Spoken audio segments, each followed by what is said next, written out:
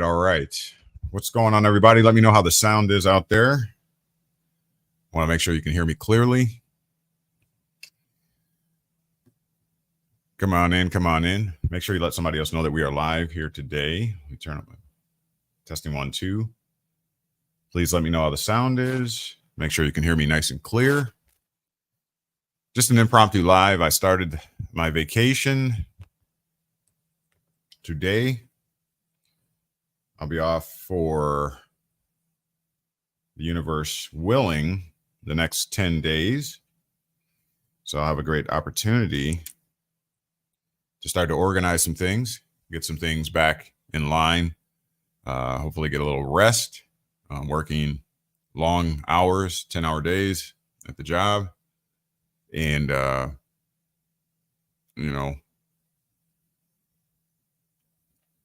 learning and growing every day.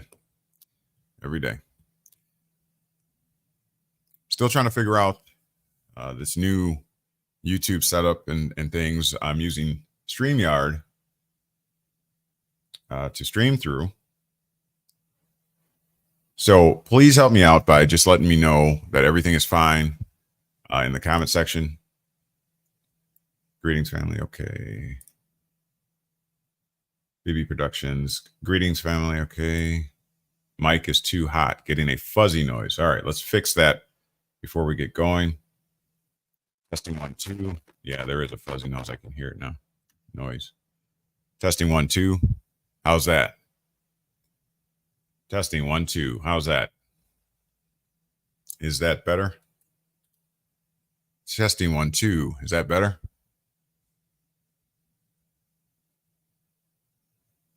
All right, that's better. Cut down on the fuzzy. Just want to make sure the best quality for your participation.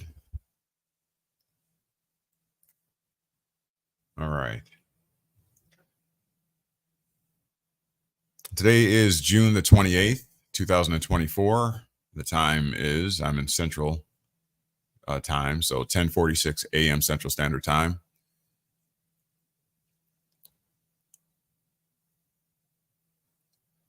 All right. Let's see here. Come on in. Let somebody else know that we are live right now.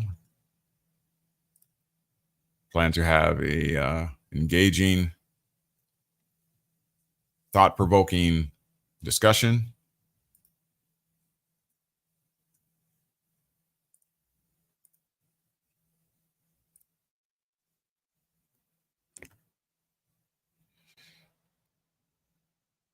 Right. All right.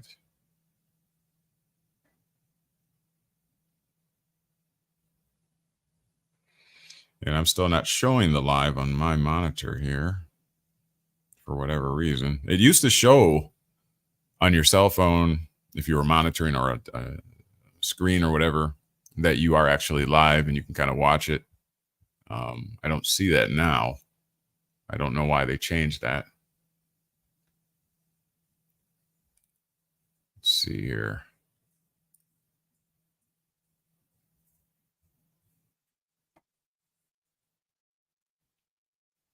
Just bear with us. We'll get going here in a moment.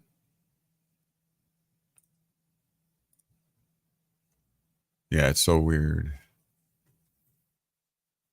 So 4th of July coming up upon us. I thought it was fitting that we do a short series perhaps on America, what's really going on.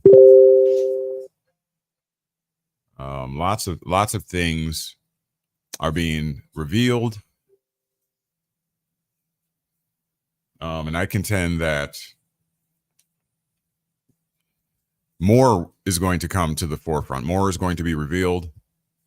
We're going to learn things that we never knew about America, about the Western world, the distinction between the Western world and what they call the Middle East. You're going to learn more about yourself from the standpoint of humanity and our purpose. I was having a conversation with an individual not long ago about the mind, body, and soul makeup of humanity, and how the mind is an intangible place after the order of the cloud, in consideration of like computers and the storage of data. Well, that's what the mind is. The mind is the intangible place where all of the sensory experiences are stored. Meaning, all of the things that you've gone through in your lifetime, all of the hot things you have touched, all of the cold things you have touched,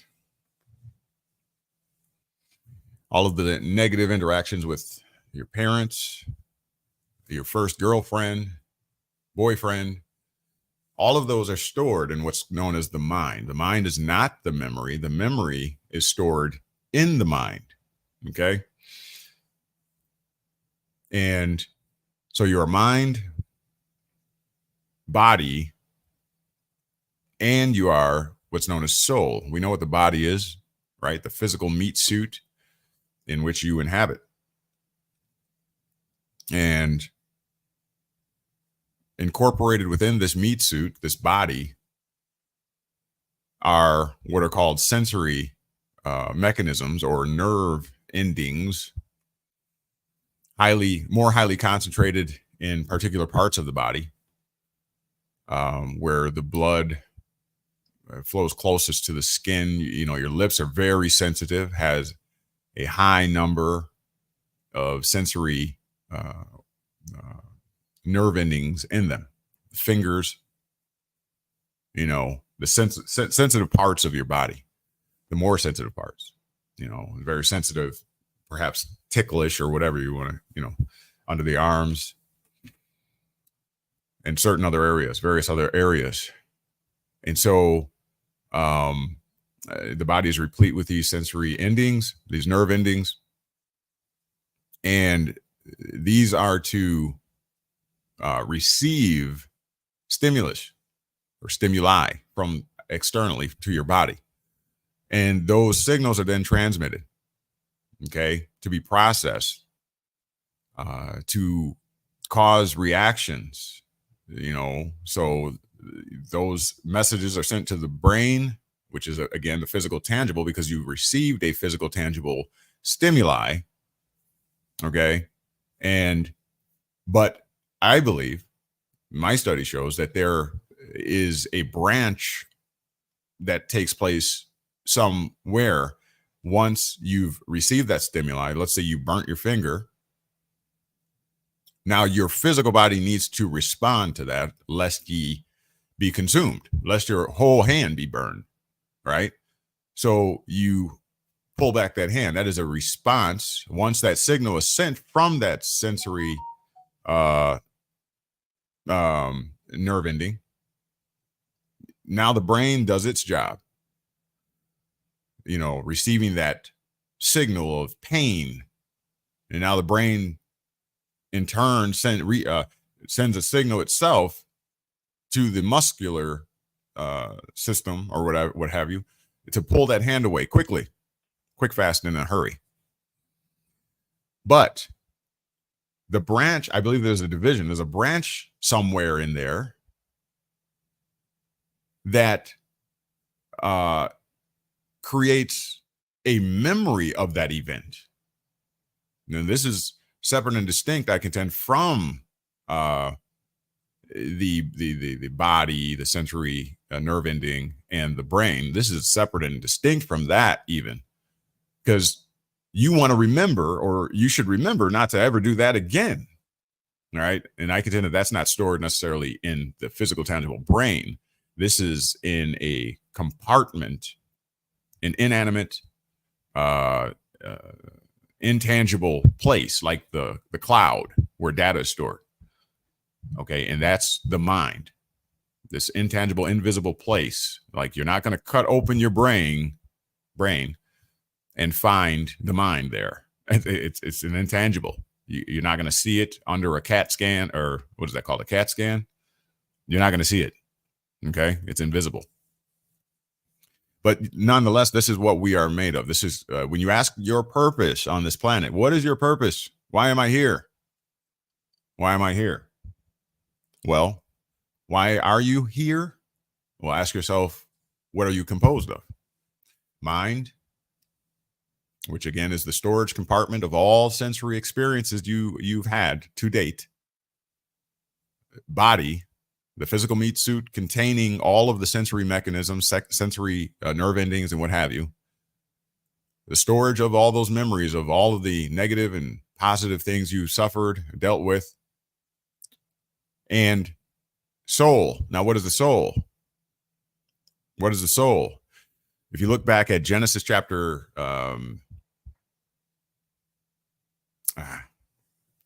in Genesis, it talks about where God says, he fashioned the man, he formed the man out of the dust of the ground. And it does not say that man was a living soul at that point in time. So the physical meat suit was created first. And man had not yet become a living soul.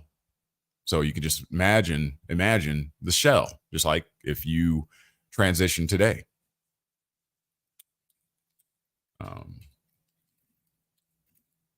The body would go one way and your soul and mind would go another way.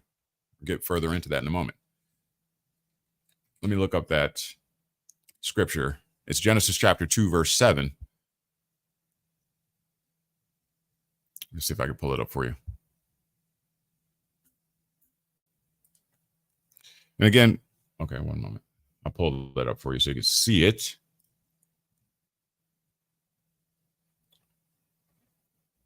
And we'll go with I like the King James Version. Let me share a screen for you. No, that's not it. We want to go there. There we go. All right. So Genesis chapter 2, looks like verse 7 right here. And the Lord God formed man out of the dust of the ground. So there's the physical material, allegedly, right? The physical material out of the dust of the ground. The body is physical. And breathed. That's a verb. That's an action. Breathed. Can you hear me? Hopefully you can hear me. Testing 1, 2. Can y'all hear me? Let me know in the comment section if you can hear me. Real quick. Can you dig it? Can you hear me? Somebody put a comment in the comment section. Can you hear me? I want to make sure you can hear me before I continue.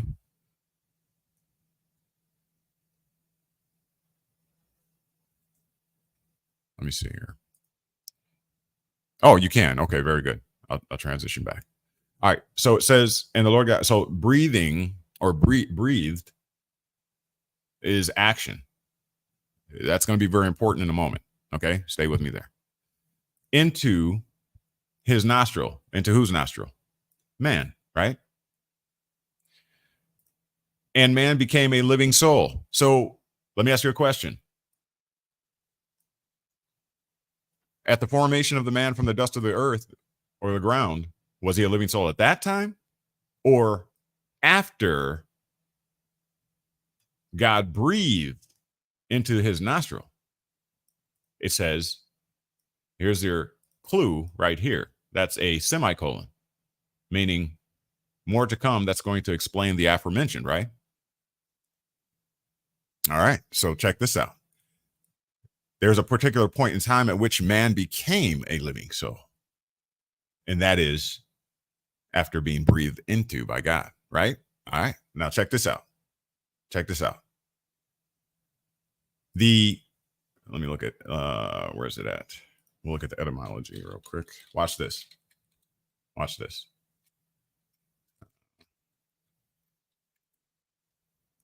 One of my favorite sources, etymon line here. Now, if you look at the word spirare, let's see. Hopefully it comes up here. Come on. Come on. Come on. Spirit. Okay. So here it is right here. What does that say? Spirare, to breathe. Huh? Look. Late 14th century, respirin, breathe, draw breath. From the 12th century, look, and directly from Latin respirare, breathe again. That's the re again, right? Breathe again. Breathe in and out. Look, spirare, to breathe. Look, see spirit. Let's look at spirit. Watch this. Mid 13th century, life. Man. So God breathed into man.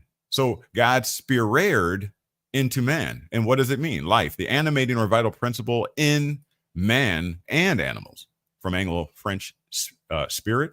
Look, Old French esprit, spirit and soul. 12th century, look, and directly from Latin spiritus, a breathing of respiration, also of the wind. Breathe. Also breath of God. Eureka. Okay. All right. Just getting context. So in a sense, we can say that God spirared into his nostrils the breath of life, and then man became a living soul. All right. Let's get back. And so with that being said, we are made of mind, body, and soul. The soul, once again, is the the soul is the combination of the mind, which is an intangible place where data is stored, just like a computer. It's not something you can physically see, but it is the place where every experience you have had is stored. And this is why you have situations known as deja vu, because you are accessing things that are not in the forefront of your mind, right? They're deep in your subconscious. This is why you can dream things, because every experience, including from being an infant or even as far back as you can go, you don't remember them in the forefront of your mind. They're in your subconscious, and they affect your psyche. I like to share sometimes with individuals my belief that you ever had that dream where you're falling back and you can't catch yourself and you're just falling. It's a nightmare, right? It is my belief and contention that is brought on from earliest remembrance of being laid down as a baby, because you are not in control of yourself. Someone is holding you, and check this out. More times than not, it was when you were sleeping, right? But you're still feeling the effects on your body of weightlessness. And so that is locked. That's an experience. It's affecting you in one of your five senses. And that is stored in your memory, in the very recesses of your mind, in the subconscious. You don't even know that affected you like that. But when you're in your sleep state, right? When you're unlocking that subconscious, okay, you start to see and realize and rehash those things. They come back up to you in your deep sleep, okay. And so that's why you'll wake up in a nightmare, I believe, where you feel like you're falling, because as a baby, you didn't even know what was happening. You were half asleep. But when mom and dad got you home and they come to lay you down in your crib in the dark or whatever, sound familiar? I mean, that's plausible, isn't it? So we are mind, body, and soul. All of those experiences, nothing is ever lost. There's another phenomenon. You ever notice when you are shopping for an automobile, or your friend or somebody close to you where you're actually actively involved is shopping for like an automobile or something, right? And you start to notice once they purchase it, or now that they've bought it or obtained it or whatever, you start to notice that same automobile everywhere. Well, this explains it. Because see, you are vested in this situation because you're close to the situation. You're close to it, right? So you have somewhat of a vested interest, especially if you're the one that's purchasing the automobile. And so what happens is you've been seeing those cars your whole entire life, right? As long as the model years and whatever, right? Within perspective or context. But you've been seeing it. You've been seeing that 2014 Palisade. 2020 Palisade or 21, right? You've been seeing that. You just weren't paying specific attention to it, right? It's just, but remember, your mind stores everything. Everything. You just are not paying attention to it, but it's still going in. Whatever these eyes can see, whatever these hands can touch, whatever this nose smells, in fact, any of the five senses, it is being stored. Nothing, absolutely nothing is ever lost. Okay. And so now that you have had an experience with this automobile, you're excited about this automobile. Your friends are excited about this automobile. Your mom is excited about this automobile. Now everything is opened up, and now you go into the recesses of your mind. You dream about it. You sleep on it. You fantasize about it. You imagine it. And so the mind unlocks that particular memory, that particular compartment in the mind, and it allows it to come to the forefront, what they call the forefront of your mind. And that's why you'll start to now you're kind of like, you ever see the war movies where you use the drone and they can zoom in on an object and follow it wherever it goes? That is specifically what is happening when everything moves to the forefront. When that memory of that 2021 Palisade moves to the forefront of your mind, now you're engaged. You're locked on like a heat-seeking missile. That's why you have that phenomenon. Okay. And so we are mind, once again, we are mind, body, and we are soul. And the soul is the combination of the storage compartment of all of your social experiences your whole entire life. And it is also the spirit combined. So it is the storage compartment of all your memory or memory experiences, and it also is the spirit. It is combined. That's what your soul is. This is why it is said that when the body perishes or transitions and decays and goes away and dies, whatever, right? What's left? You want to know where you go, where the heaven and hell is? Now we're figuring this thing out. Intellects are starting to come forward and say, we know. So heaven and hell are really just what? States or conditions of being, states of consciousness, right? Positive is denoted as above the number line. Ascension, positive, everything positive. You remember the number lines? Remember, 0 is neutral, and then it's +1, +2, +3, +4.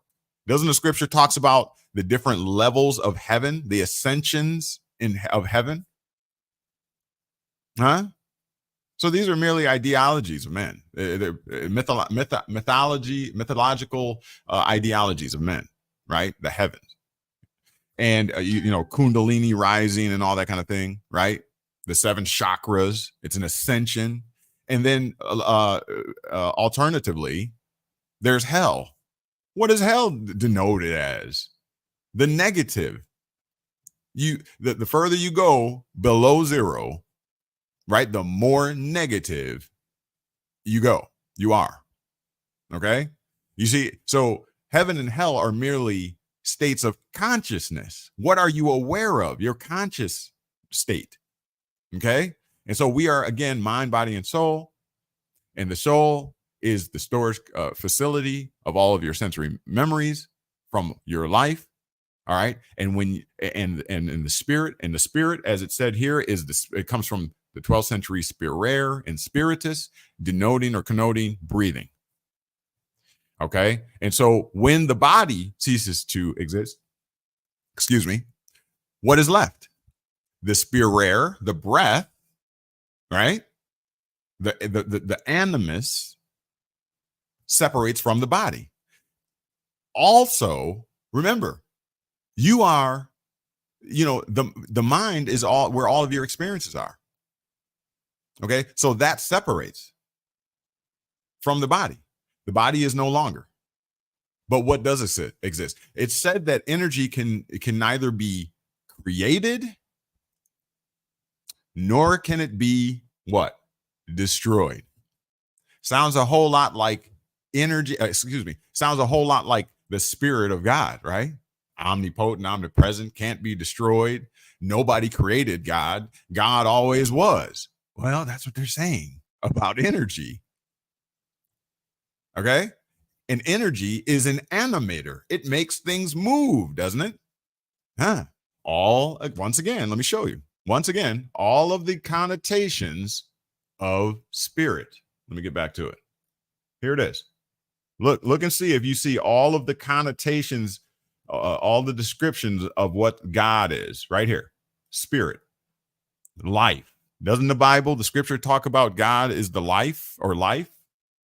The animator or animating or vital principle in man. Doesn't the scripture make the claim that God is within? Didn't Yeshua, Jesus, say that heaven is within you, that God lives within you? You see? What else? Let's see. Of respiration, also of wind. I seem to recall a story of Nicodemus.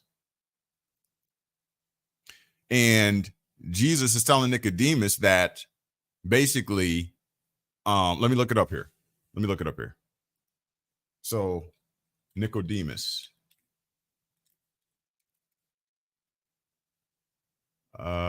Which one do I want?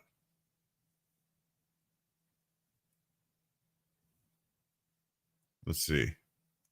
Here, wait.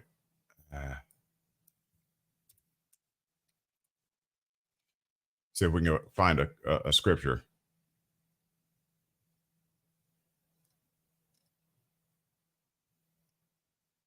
He was a Pharisee and a ruler of the Jews at the time of Jesus' preaching and crucifixion. I know there's a scripture here. Let's try this one.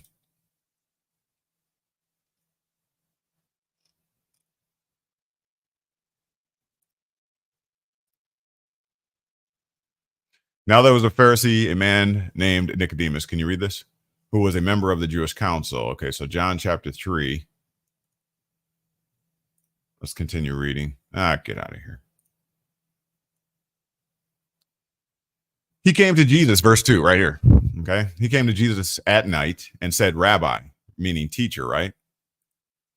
So the Pharisee is talking to Jesus, saying, Rabbi, calling Jesus the teacher. We know that you are a teacher who has come from God. Huh? Okay. For no one could perform the signs you are doing if God were not with him. Jesus replied, verily, truly, I tell you, no one can see the kingdom of God. Key right here. Remember, he said that the kingdom of God is within you. That's what Jesus is said. So now he's telling this teacher, this Pharisee ruler of Israel, that no one can see the kingdom of God unless they are born again. How can someone be born? Here's Nicodemus. How can someone be born when they are old? So he was taking it very literal, and it was not meant to be taken literal, like most of the scriptures are not meant to be taken literal. Eureka. Listen, Nicodemus asked, surely they cannot enter a second time into their mother's womb to be born. Verse 5, Jesus answered, verily, truly, I tell you, no one can enter the kingdom of God unless they are born, look, of water and of the Spirit. Remember, the Spirit is merely what? Breath. Okay. So you got the flesh is born of the water. Huh? But without the Spirit, that body lacks animation. It has no breath in it. Look, flesh gives birth to flesh, but the Spirit gives birth to the Spirit. Huh?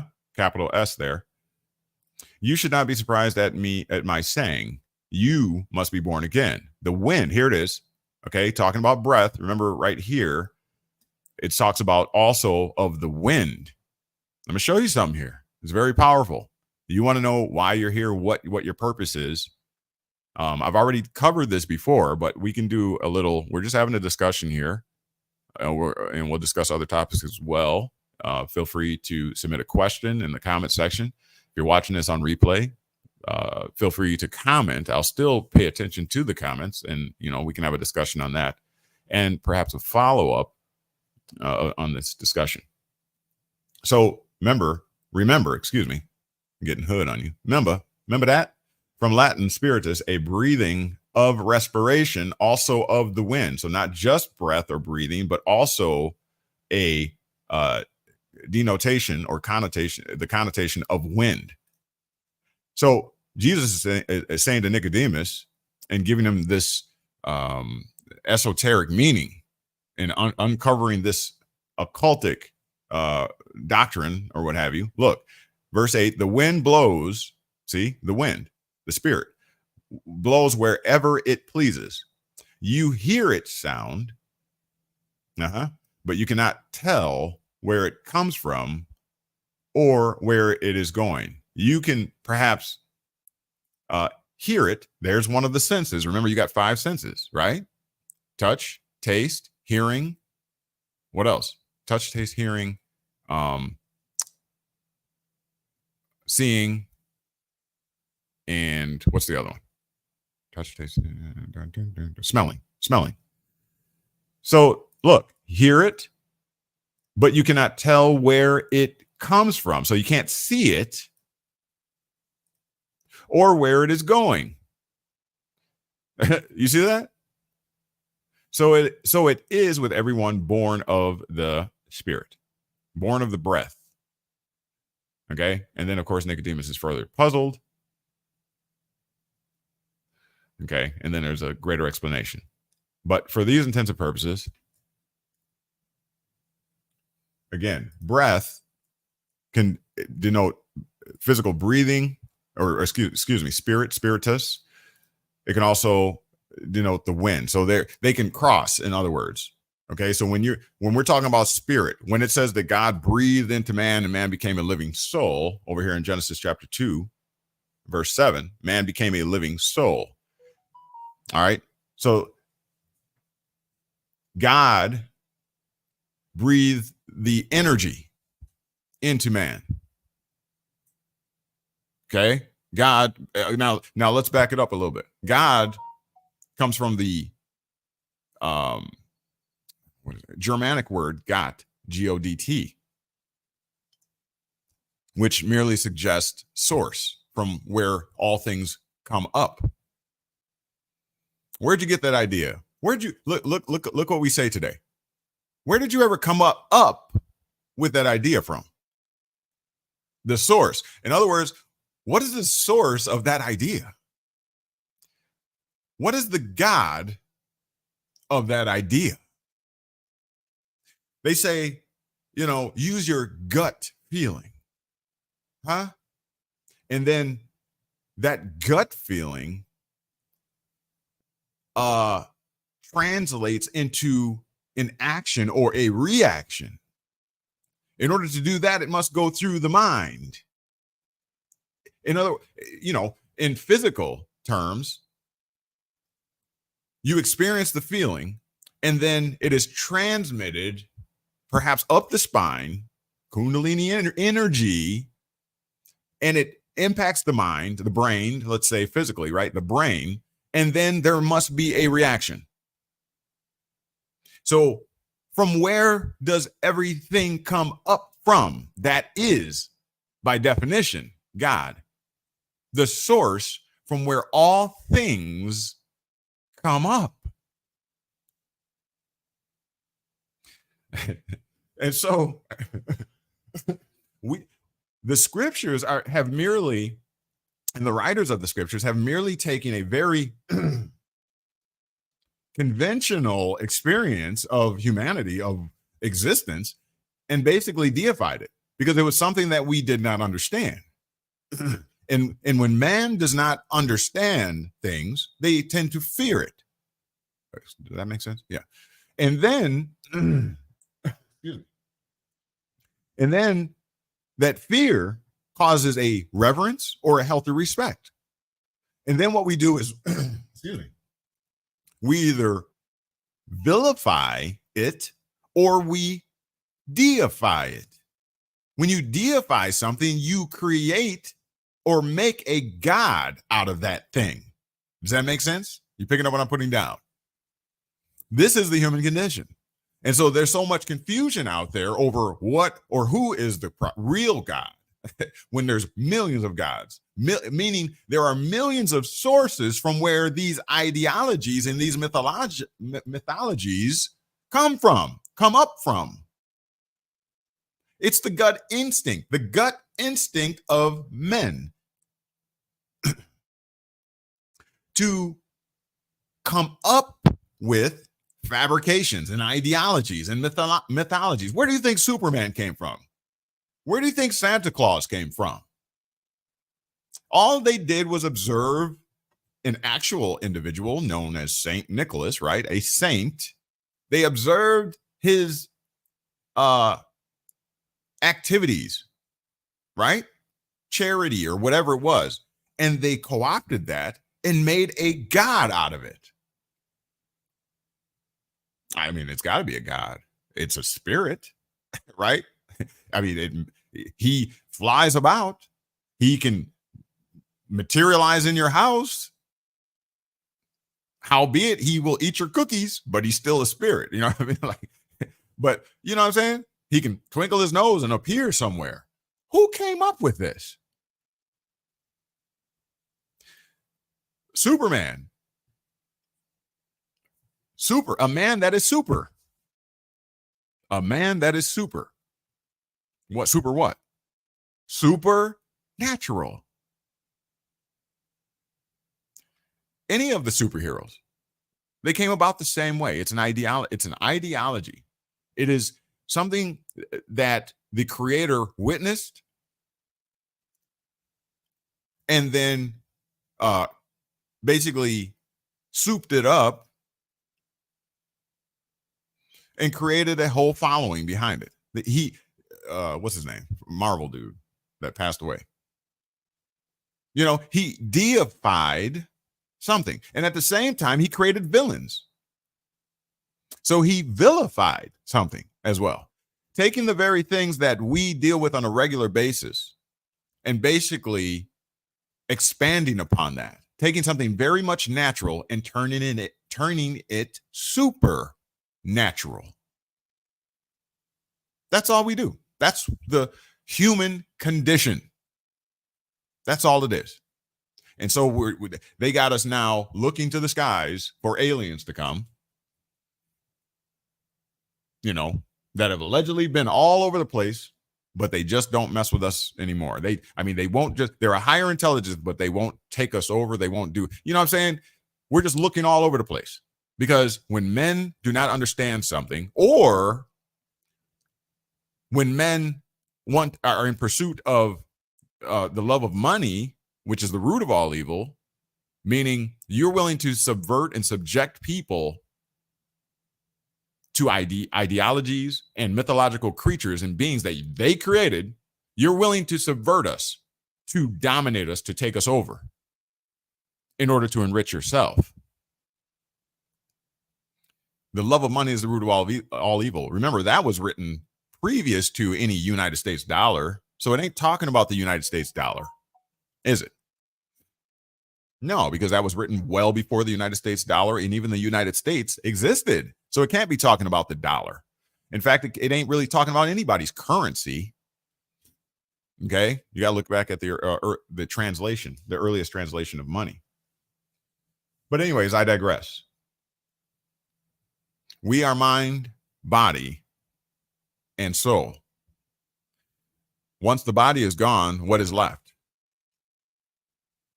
The mind and the soul, which the soul is merely the combination of the mind and the spirit, the animus, the breath. Those are energies which cannot be destroyed. The spirit cannot be destroyed. And that is why, since you can't destroy it, since man merely can observe it, they can't destroy it. They can't create it. Then they must either vilify it or deify it. And that is what we do. And that is why there are demons and there are angels. Why? Because it's an energy that we couldn't destroy and we cannot claim to have created it. All we can do is observe it. So every time a baby is born, it is miraculous. We cry, oh my God, I have created a man child. It makes us emotional because we don't really understand it. It is magic. And so we celebrate it because we can't understand. We don't know. Now they're talking about the spark that happens when the sperm makes its way into the ovum, that there's a flash of light. Oh, eureka. Yeah, you're getting it now. Doesn't the scripture make sense? In the beginning. Here, let's look at it. It's starting to make sense now. Ooh, it's leaking out. It's leaking out now. Now it's making more sense. Let me look it up here. Let me show you. Why are we acting like this is brand new? Like this is new? Hold on real quick.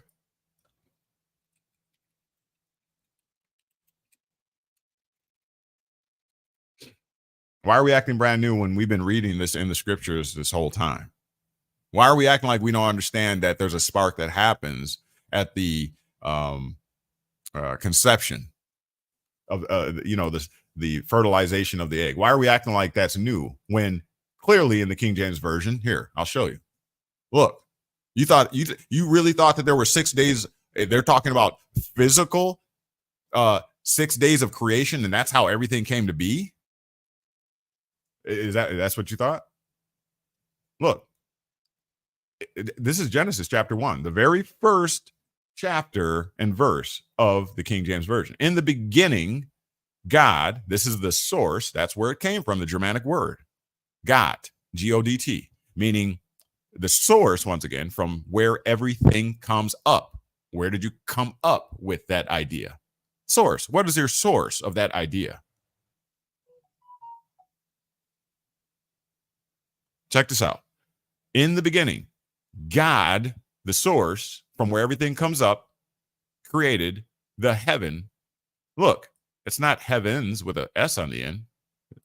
Okay. And the earth. There's the narration. That's the narration. Now let's go into it. And that earth, or the earth, was without form. Oh, if you only knew what that meant, we'll have to do that on a different study. I've broken this down like great science. Look, form and void. Okay. And darkness was upon the face of the deep. And guess what came? Guess what happened next? We just talked about it. What is the spirit? The breath, the animator, energy that cannot be created. So there was no beginning of it. Well, that same spirit is said to be inside of you.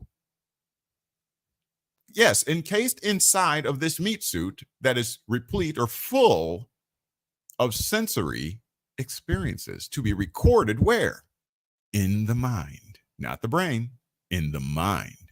Now, so we got void and darkness, and I'll just tell you, it was without form and void. What this actually, if you look at the concordance and evaluate what these terms are actually connoting, you're going to find that it's talking about without order, chaotic, something to that experience. We'll do that. We'll come back to that. That's not the point for today. And the Spirit of God, the breath of God, the animator of the source from where everything comes up, moved upon the face of the waters. And then, look, God said, the source from where everything comes up said, you think this was verbal, literally verbal? Is that what it's denoting? You think that's what that is doing? No. If there's nothing else there, how does anyone know what the source verbally said? There's nobody there. So it was not an utterance. Okay? This is all allegorical and metaphorical. Look, and God said, let there be what? Light. And there was light. And God saw the light, that it was good. And God divided. This is what happens at the germination of a seed. There's a division, right? Divided the light from the darkness. Darkness connotes unconsciousness, unconscious, lack of understanding, lack of knowledge, no light, no illumination. It's all metaphorical and allegorical. So this light, my point is that light, okay, that was, why did they capitalize this right here, by the way? Let. Anyways, that light is the light that scientists are now revealing and coming to understand. I think, I contend that they knew this all along from way back. This is, whenever we get information, the government and, those upper echelon knew this stuff 50 to 100 years previous. So don't be fooled. Don't be fooled. Don't be fooled. All right. So they knew this, but that light is what they're now saying happens when the seed is germinated. When the sperm makes its way, that one, the only begotten son, the only begotten, the only one that makes it in to the ovum, to fertilize that egg, the only begotten. When that happens, there is light, a flash of light. I've even seen video. They allegedly have captured it. This is what we are, y'all. And what they did is try to allegorically, metaphorically explain the event, the scientific event behind the creation of the human.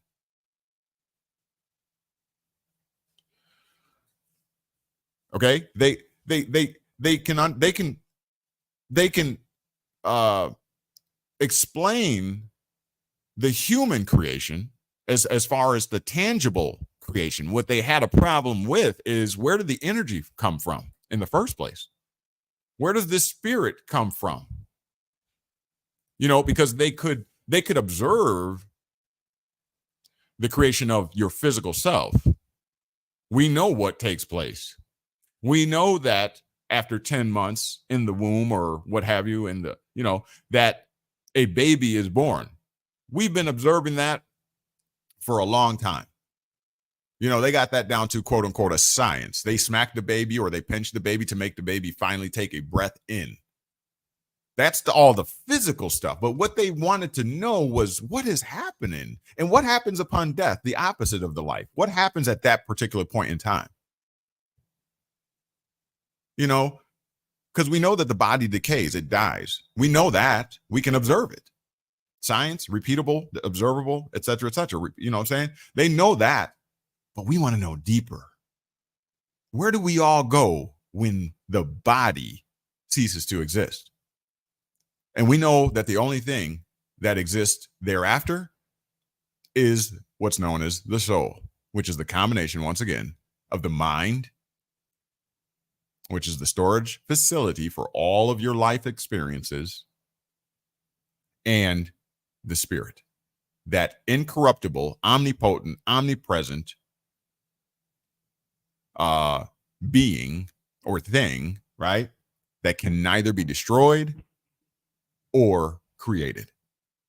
The truth is, since they acknowledge the spirit, they acknowledge that energy, that incorruptible, indestructible energy. The truth is that they know there was no beginning to it. That's what they won't say, but what they acknowledge in calling it the spirit. They know that it was never created. Isn't that the acknowledgement? If they say that you are mind, body, and soul, and the soul is the combination of the mind and the spirit, isn't that an acknowledgement that you, the real you, which cannot be the body because the body goes back to the flowers, isn't that therefore an acknowledgement that we are eternal? And that if we are eternal and indestructible, never created, never can be destroyed, isn't that in itself an acknowledgement that there was no beginning and there will be no end? Make it make sense. Huh?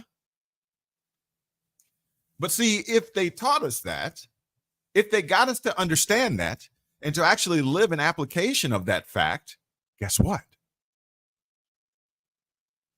We would have no fear over what happens to this body, like the scripture says.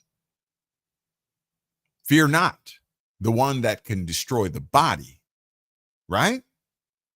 Isn't that what the scripture says? But fear he that after having destroyed the body can likewise destroy the soul, meaning that proverbial eternal death. Now, guess what? If I wanted to consolidate total power over you, and I have this information, knowledge, this illumination, right? And you don't, because you're uneducated. We don't want you to read the scriptures. We don't want you to understand the upper echelon information in academia and things like that, the philosophy. We don't want you to know all that. That's illegal for your kind. You just focus on being a good citizen. How about that? We will worry about the higher thought processes and learning. If I could get you like that, guess what? When I do release it to you, guess what I'm going to tell you? Through the holy books written by me as the king. Guess what I'm going to tell you? Fear not the one who can destroy your body. But guess what? You should fear. Fear he who has this occultic information, who can persuade you that one day, if you don't do what the church tells you to do, if you don't do what the Pope tells you to do, if you don't do what the pastor, who is the man of God himself, then I can have your soul destroyed. That's who you better fear. So fear all the holy men, all the sons of Levi, or the priest of Levi, or whatever. Yeah, so then the people grow up revering, oh my God, never speak against the man of God. He has power to destroy your soul, not only your body, but your soul too, and damn you to an eternal hell. This is what we've been subjected to, y'all. A thing that we didn't understand, but somebody was getting this revelation knowledge and they were using it. The love of money is the root of all evil. I would reinterpret that as the love of power becomes the root of all evil. Enslaving other men, whole nations, colonizing and taking over indigenous people who basically they didn't have gods and deities at the first instance. They loved nature. They revered nature. It wasn't about the gods and the mythological creatures and all. Who created all that stuff? All we knew was that there was an eternal force. That's all we knew, is an eternal force that can neither be destroyed nor created. And it is energy, it is frequency, it is vibration. That's what the indigenous knew. And those who did not understand it, did not know about it, did not have writings or anything about it to tell them what these indigenous were observing, they came in and took those forces that they observed from people in their natural element. They took those and created mythological beings, Zeus, Thor, etc., or et al. And now we find ourselves subject to all of those creations of men, all of the legal statutes, all the obelisks and all that kind of stuff that are erected, stolen histories from the indigenous people who vilify and deify at their leisure. And what are we finding ourselves doing? The same scripture told you, do not make any graven images. Do not make any of wood, of stone, etc., etc. And every religion today erects gods and crosses out of wood and out of stone and everything that the scripture says this is very unwise and unfruitful for you to do. And behind each and every one of these structures, behind each and every one of these mythological beings, gods, etc., etc., as in the Wizard of Oz, you're going to find a man with his hand up of the puppet. Every freaking time. And so, in summary of this discussion, let's move on to the next discussion. When the people get tired, I don't want to say sick. We don't want sick people. Life and death lie in the power of the tongue, which is to articulate words. When the people get tired of being used and abused by the ideologies and mythological creatures of men, and we return back to our origination, which is merely the observance of the source from where all things come from or come up from, the energy, which is incorruptible. When we get back to that, and allow the laws of nature to govern us, that little subconscious voice that talks to you and gives you direction and tells you, you shouldn't do that. That is self-governance. And again, this is not a anti-governmental rant. This is just truth and fact. It just is what it is from a natural standpoint. There is the distinction from natural to legal. Legal is basically a construct, something that man came up with just as they basically obscured or obfuscated the nature, and then they created these mythological beings and deified things and vilified other things. Man always sets up politics. Politics is the science of government. Science is the study of a thing. And govern means to control. And ment comes from the Latin mentis, which means the mind, or the head. Wherever the head goes, if you ever been in wrestling or participated, wherever the head goes, the body will follow. Okay? And so that's why politics seeks to study how to control the mind or the head. So what I'm getting to is that men seek to provide you with a choice. They want you to make a choice and a decision. So they'll present to you the contract, another legal construct. You have a choice A or a choice B, light or darkness, life or death. Doesn't the scripture say, behold, I set before you life and death? Choose life. Everything is always a decision to be made when it comes to the constructs of men. They give you a choice. Once you make that choice, you're locked into that contract. Okay? That's the way it works. That's politics. Democrat, Republican. That's all you get when it comes to men. Because again, men, their pursuit is to control other men through the choices that you are presented with. That's what it is. As above, so below, etc., etc. So interested to hear what you have to say. We can do this several ways. We can, let's see. You can put comments in the comment section. Or since I think we're on StreamYard. Let me see. Un momento, por favor. Let me see. Are we on StreamYard? If we're on, yeah, we're on StreamYard, aren't we? Let me read some comments here. Have we got any comments?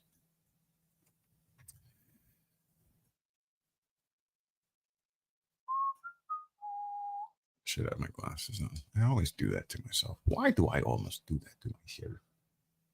See what screen I want here.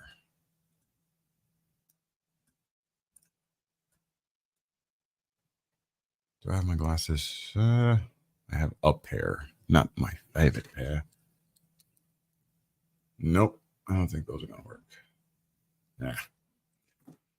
So, BB Productions in the house. She gives us a 777. All Gods is in the house. Good to see you. All Gods. You must be at work. Are you at work?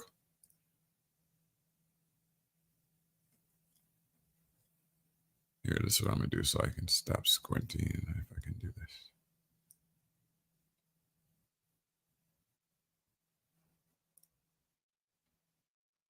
Oh, that's not going to work.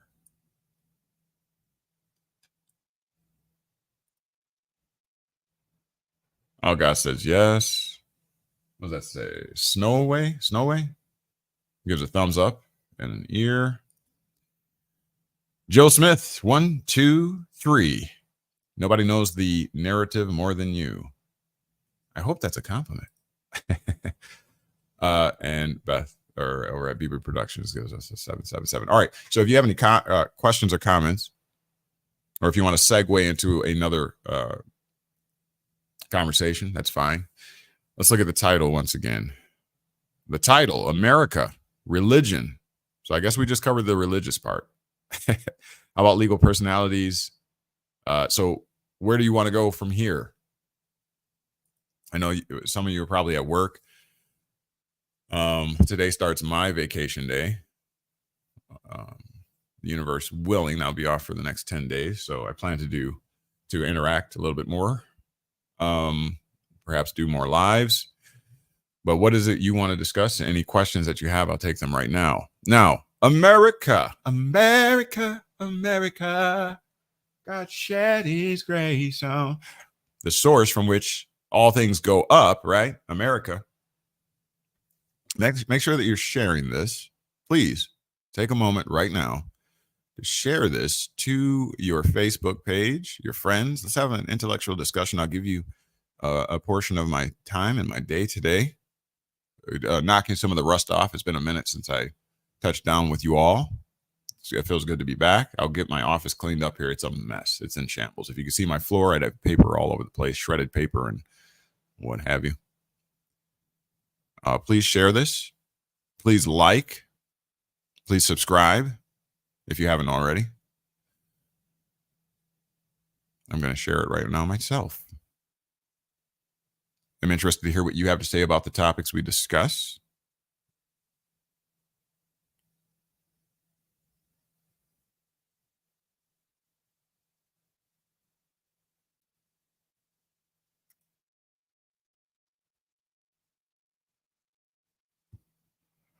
I really want to do more on like Instagram, and I like the TikTok. I don't know how you feel about the TikTok. I mean, I'm not really afraid of it. Um, I think if you use it, oh, I think I sent it to the wrong place. If you use it for the proper purpose, the purpose for which you determine is best, I think you'll do just fine. If you get caught up in all the mess, that's where you're going to have issues. Okay, so again, self-governance. You should be able to govern yourself. Okay, so don't you fear not, fear not, fear not. Stop letting fear drive you. Fear not. Hopefully, I did it correct that time.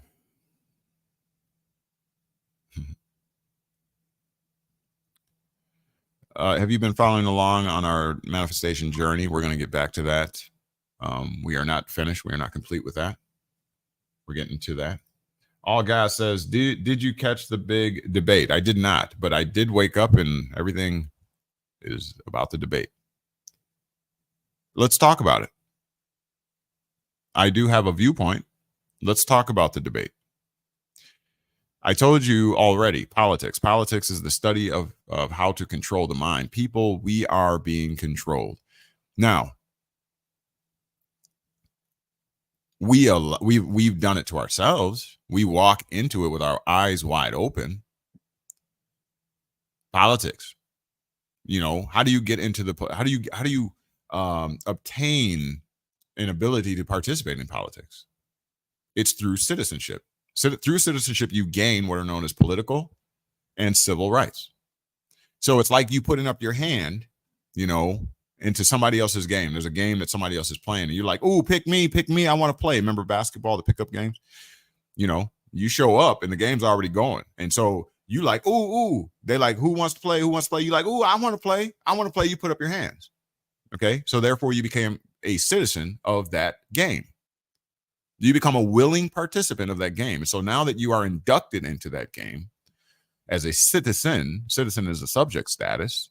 All right. This is not an anti-government rant. I'm just sharing information, knowledge that I have obtained over the last 9 years. I'm not ranting against the government. I believe in organization. I believe it is necessary. I like civilization. I kind of like clean water that, you know, is pumped for me. That all I got to do is put a cup under the spigot. I know. You know, I kind of like being able to go to the grocery store and shop and pick through various types of vegetation and foods and what have you. I have an option. The alternative is for you to grow your own, to buy a farm, buy some land, and to plant your own seed. That is the alternative. So I'm not against civilization. I'm not against organization. I'm not against government. But it does not mean that we should not discuss what is happening, because I contend the system is not that which is corrupt. I believe that the people within the system are those who are corrupt. The love of money, the love of power is the root of all evil, not the system itself. The system is an inanimate object that is non-sentient. It can only do what the people in those particular positions allow it to do. And so the debates, I did not watch them. I don't even know if I need to. The game has not changed. I don't know why we wake up and act like everything is weird and different and what have you. The game has not changed. The modus operandi of the elected official in politics has not changed. There is nothing new there. All Guy says, I liked what Trump had to say about commerce in this country.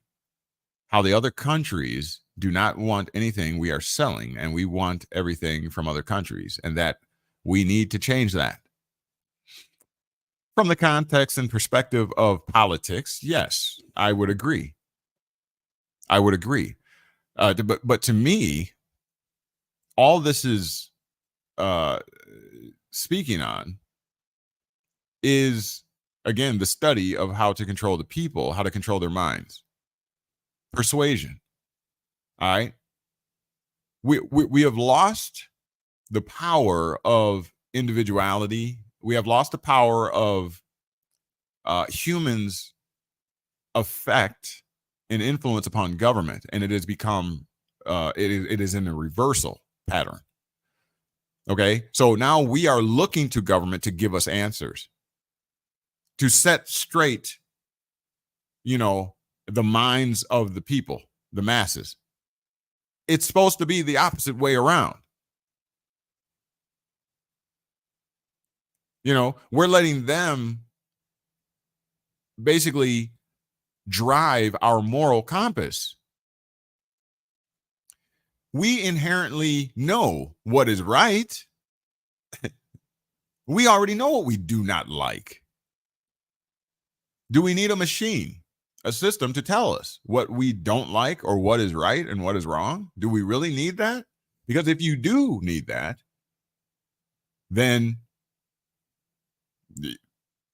you have your government, you have politics, you have, the two sides of the same coin to play that game for the rest of eternity if you want to.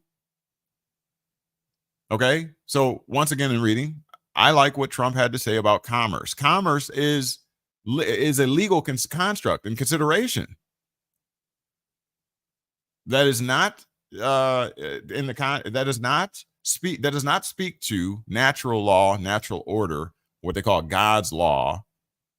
That has nothing to do with that. It's totally distinct. Okay, and separate. How the countries do not want anything we are selling. Yeah. Okay, so in speaking to that, okay, commerce and what's known as the deficit, trade, et cetera, where we are importing more than we are exporting. So essentially that creates the deficit. Okay, because if you have a store and you keep buying products from from manufacturers and whatever, and you're stocking your shelves, but you never sell anything, that creates a deficit. Now all of the products that are on your shelves are basically wrapped up in credit. You owe somebody a debt. So that's where the national debt is, right? You keep taking in things, but you're not selling anything. You're putting your business deeper and deeper into debt. You're holding on to stock. And so when you report at the end of the year or at the end of your fiscal year, whatever, your books are reflecting that you haven't sold anything. You're just holding on to a bunch of product that you owe. Most of the things, you get on credit, right? To stock your store shelves. You're hoping to make a profit by upcharging, right? That's what you're doing. And so we are, again, to your point, all gods, we are not selling anything. Nobody's purchasing anything. Now, if that is the case, everyone, please hear me. If that is the case, you become enslaved. You ever heard of the full faith and credit of the nation? Of who? Jigga what? The full faith and credit of the nation. What is that telling you? The credit, the debt lies on the backs of the nation. And who is the nation? We the people. So the full extent of the debt lies on the backs of we the people. Therefore, you are enslaved. You are obligated as a citizen, a subject status, to go and work so that the government can harvest taxes off of you to allegedly deal with and pay down the debt. But again, as All Gods is saying here on the bottom of your screen, we're still not selling anything. We're still buying from outside sources. So he's saying that he likes what Trump is saying, that we need to change that. But wasn't Trump saying that for when he was in office? He was saying the same thing, make America great again. How did that go? I'm not saying that no businesses came back to American soil. I'm not saying that. But don't you see the redundancy, the cyclical nature of politics where they promise, but underdeliver or don't deliver at all on their promises? And reading on, and we want everything from other countries, and that we need to change that. We do need to change that, but has it changed is the question. Now, all I need, if I'm sitting in a governmental seat, such as the presidency, right? I made a promise to you. All I need to do is be able to blame the other side and say that, well, the other side is stopping me from doing what I promised you I would do. That's all I need to do. And I'm scapegoated. That's my plausible deniability, that the other side, look over there, they're the ones that's stopping me. I said I would do it. Didn't Obama said the same thing? Huh? Clinton said the same thing. Roosevelt said the same. All of them said the same thing, but they have plausible deniability. And they keep your head going, woo, I don't know which way is up anymore. That's what politics are. That's what it is. The study of how to control the heads and the minds of the people. By your vote, by your participation, pretty much they can tell the temperament and the climate of the people. They're studying you. You are being studied. Your participation, you're being studied. Now, am I telling you not to vote? No, I'm not. If you're into that type of thing, if you are fully engaged in that type of thing, if you like chess, I'm not going to tell you to stop playing chess. If you like checkers, I'm not going to tell you to stop playing checkers. That's your prerogative. If you like Monopoly, keep playing the game of Monopoly. I know it's fake. Do you? Do you know that their fiat currency in Monopoly is actually fiat? It only has the value in accordance with the rules of the game. Is that any difference from the United States currency? It only has the value that you are told it has and that you choose to believe it has. So you'll take that and receive that from somebody and go and trade it to somebody else who will in turn take the debt upon themselves and then transfer that debt to somebody else. That's fiat currency, y'all. It's monopoly. What do you believe in? What's in your wallet? Because that's what it all comes down to, what you believe. What to thine own self be true. Who is your God? Huh? In other words, what do you believe? What have you been persuaded is truth? That's all you're asking. What's in your wallet? Any other questions? Y'all at work? Y'all can't talk because y'all at work? Politics. Your choice. If you want to be involved, be involved. I got 7 people watching. I got 5 thumbs up. Can we fix that? Can you help me out? I got 7 people watching and 5 thumbs up. Can y'all fix that for me real quick?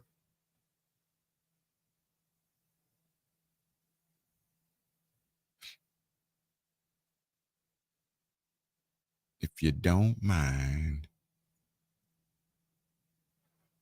Thank you. I got 6. Can I get one more?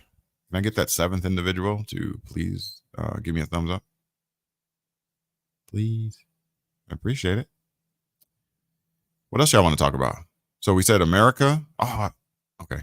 We said religion. We did religion in the beginning. If you missed it, you should not. Go back and watch it. And legal personalities. I really want to touch on this. And if you go back in my archives, we started this many years back. All right. And so this is kind of like the re-upload. Hey, thank you. Number 7, whoever hit that thumbs up, I really appreciate you for that. So we're 7 for 7. And you know what? I was born the year 77. I love those numbers. I love those numbers. 777, baby. Anyhow, we started studying on the legal personalities and what have you. Okay. We studied on the legal personalities, artificial persons, and what have you. Now, there's a great story to segue into this. There's a really great story of I forget, it was an attorney. I think it was an attorney who wanted to make a point because the argument it's on the down low. You have to go and look into it. It's on the down low, but there was an argument. There was an argument. I think 2015, 2016 ish, where there was a great fear. Oh, I got 8 thumbs up and 7 people watching. That is freaking awesome. Thank you. Thank you. Thank you. I really appreciate that. It means a lot. So, again, there back in like 2015, 2016, I want to say, there was a story that was done. It was an attorney who wanted to prove a point.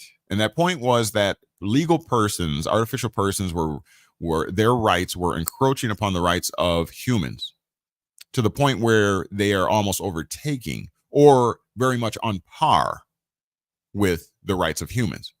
And it's kind of like the Germans are coming, the Germans, or the Russians are coming, the Russians. There's this fear consideration where they're like, no, we got to stop this because corporations, which are legal persons, artificial persons, should not have rights on par with humans. One of the fears might be, corporate fascism. Okay, where big government merges with the corporations, right, and then rules over the people and uses commerce basically to usurp the authority of we the people. Do you see what I'm saying? Big corporations and government merge, right? So there's lobbying, there's taking money, where the corporations basically start to rule over the people and can set their own terms and conditions, and then the people suffer, right, from monopolies and what have you. All right, so I digress. And so they wanted to make that point. And so what they did was, check this out. I forget, I don't have a name, but you can probably look this up. They married the corporation. You don't believe me? Watch this. If I can pull it up. Let's see. Attorney marries. If this will come up here. Corporation.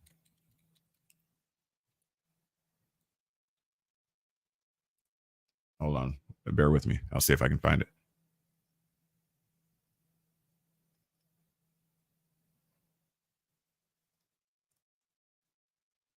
Hold on.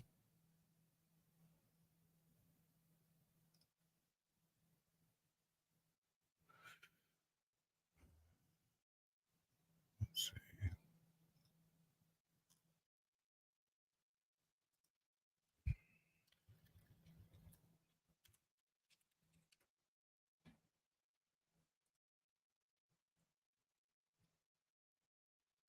I looked this up before, and it came up. I actually came up as American Lawyer Managing Partner.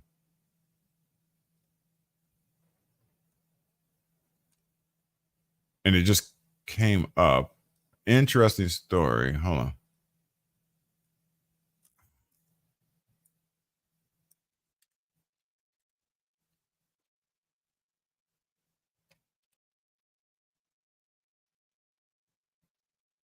Hold on. Oh, come on. I want to say it was like Minnesota or something. Or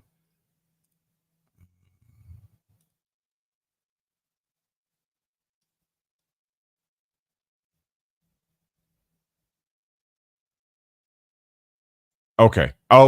The Washington bus. Watch this. Watch this. So it was a group. Okay. Forgive me if I misquoted. That's why I wanted to look it up to make sure I'm correct. But check this out nonetheless. I'll zoom in so we can see this really good. This is the Washington bus. All right. Watch this. Watch this. Watch out now. So it was 2012. City offers marriage license to corporation. Now, did I make this up? No. You're seeing it right here. The Washington bus. This is, so I was incorrect. July 12th, or excuse me, July 17th, almost coming up on an anniversary.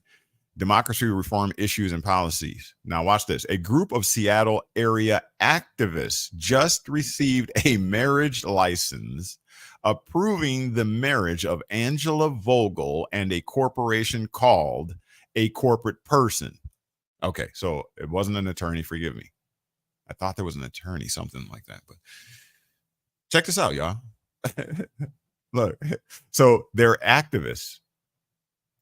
Okay, and they just received, it says, a marriage license approving the marriage of Angela Vogel and a corporation called corporate person. Watch this. Jeff Reifman, the registered agent of corporate person, spoke to me via phone moments after receiving the wedding. So they got the doggone wedding certificate. How do you get a certificate?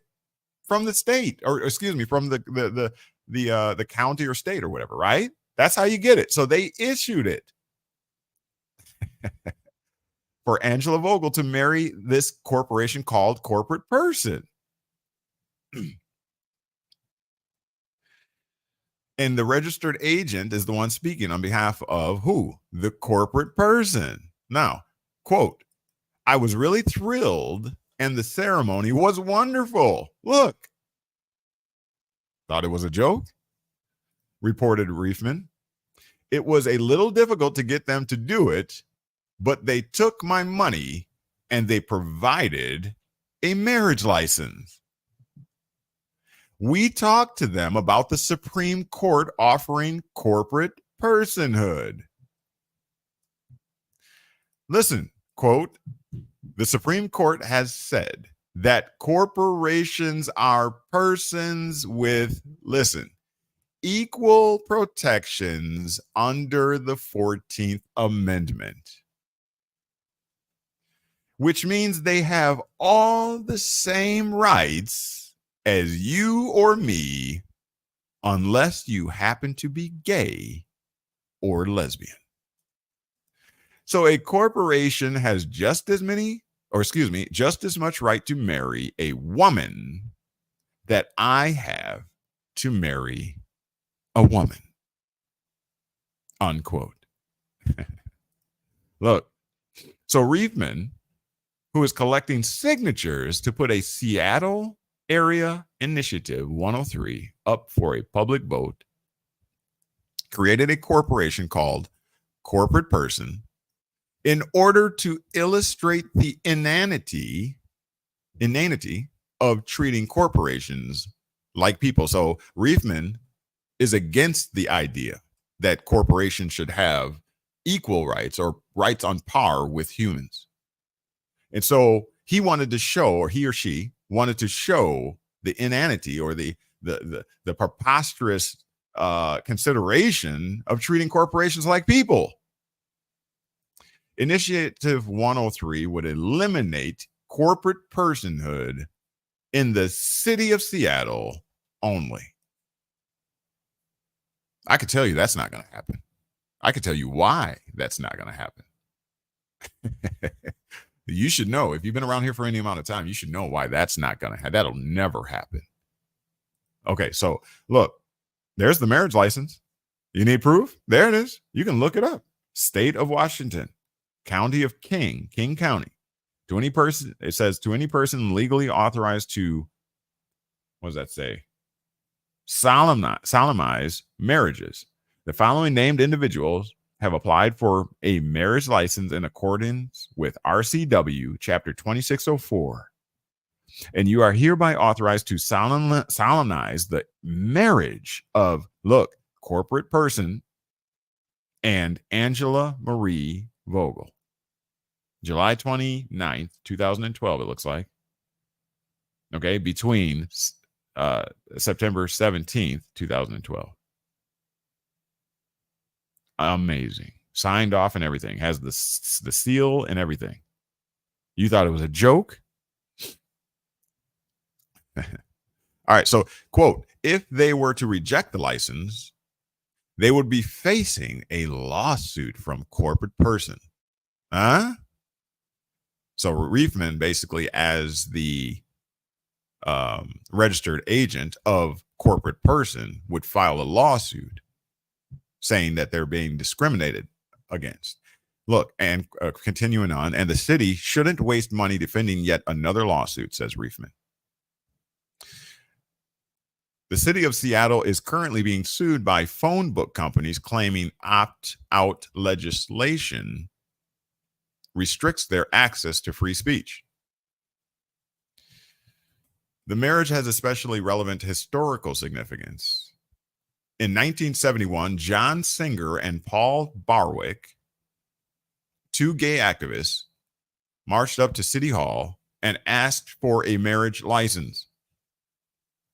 Lloyd Hara, then acting as the county auditor, refused. This kicked off Singer versus Hara, one of the first gay marriage lawsuits in the nation. The Washington State Court of Appeals denied the men's right to marry in 1974. Angela Vogel, the bride in today's wedding, would still be denied a marriage license with another woman today. So in turn, he's saying that the corporate person is apparently a male. You see, because they would have been denied, or Angela Vogel, being a woman, would have been deprived of the right to marry another woman. But as the writer is saying, as of today, she could marry the corporate person.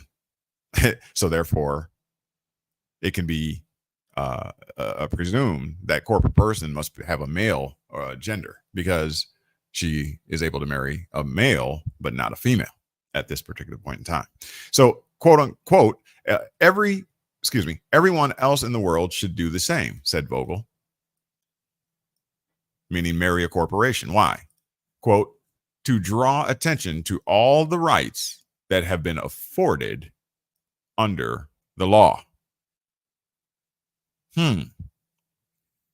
Quote, I really want to explore all of the rights that this corporate person should be afforded in addition to marriage. Voting rights, the rights to serve in the military. Okay. So, and to what's next? Quote, we have a license to marry. We're not married yet, elaborated Reifman. We have a, quote, we have a license to proceed. It's basically a done deal. Under the law, we have the right to do this, unquote. Quote, that's the stupid thing about corporate personhood, unquote. And this blog post was written by Devin Glaser, longtime friend and volunteer of the bus. There you have it, folks. Legal personhood has all the rights, or at least as of the date of that story, that you have as a human being. What do you think about that? Anything? How long have we been on? Let me see. How long have we been on? Y'all better start talking, or I'm getting off. Y'all got anything y'all want? I know y'all probably at work, but it'd be nice to hear from you if you got something you want to discuss. But legal personhood. What is legal personhood? What does legal mean? First off, right? It's a type of personhood. It's a legal personhood. So what does legal mean? To know that, let's see here. I haven't pulled her off the shelf in a while. Let's see if I don't even know if the camera works. Let's see. It's been a while since I've got the dust or blow the dust off. Let's take a look. What does legal mean? What does legal mean? All right, where's the camera? Let's see if the document camera still works. It does, amazingly. Let's look at so we're in the Black's Law Dictionary. All right, and this is the abridged 5th edition. Let me move this out of the way. This is the 5th edition. So when we're saying legal person, which we just learned has basically all the rights of a human, and Vogel was going to prove a point by being married to the corporation. Married to the corporation, which is a legal person, right? So what kind of a person is that? When they say legal, what are they saying? What type of a person is that? Let's take a look. Should have it highlighted. I've gone over this at length. Is it? Maybe not.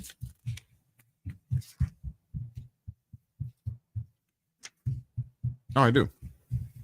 You probably see it right there. Let's see. I need to focus that for you. Yeah, see it.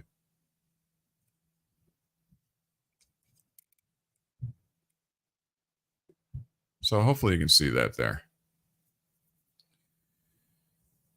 And grab something to point to it. Legal, Black's Law Dictionary, 5th edition again. Conforming to the law. Okay? So meaning The law existed already or pre-existed legal.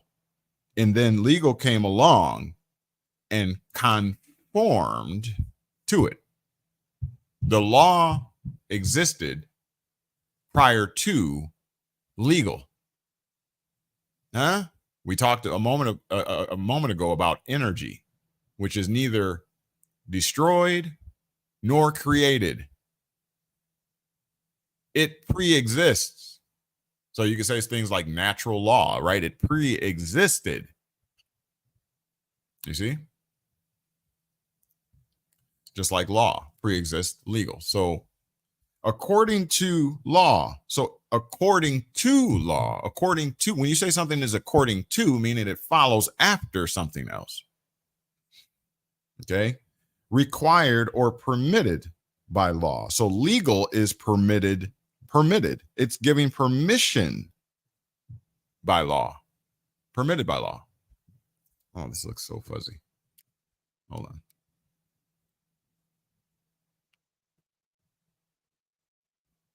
I guess that might be the best I can do.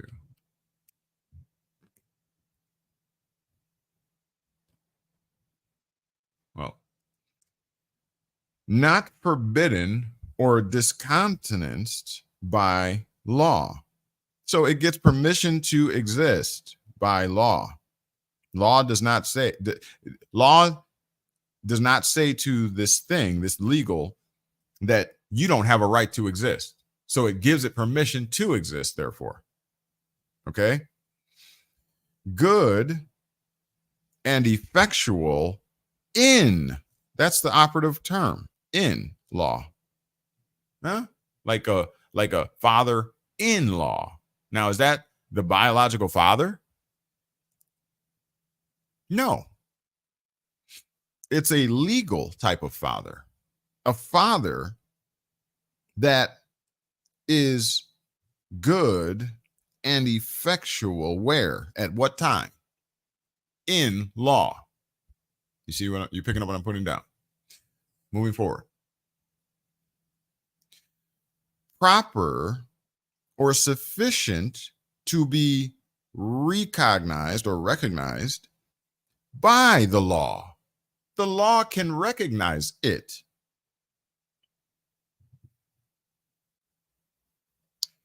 Cognizable in the courts. Uh-oh. Is this why legal came about? You know, when they established the country, when they established counties, cities, governments, and what have you, they also created something that the courts could take cognition over. So meaning the courts could not see it or take authority over the issue or the topic until they created or constructed something that would in turn conform to the law, something that the courts could actually take authority or be cognizant over. This is a construct, something created for a particular reason and purpose, y'all. So this, we're talking again about legal persons.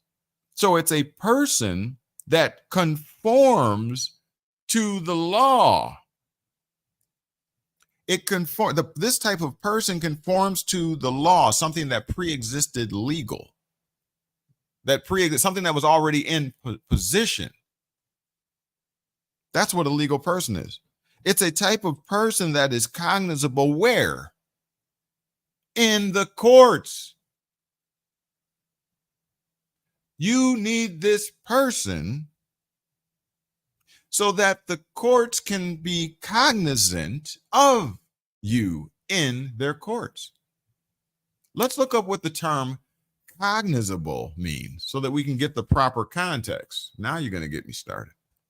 Now you're going to get me going. Let me look at the cognizable. What is it? What does that mean?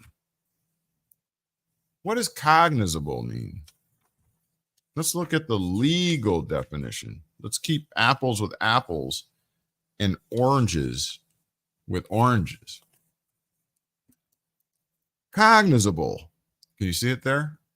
Capable of being tried or examined before a designated tribunal within jurisdiction of court or power given to court to adjudicate controversies.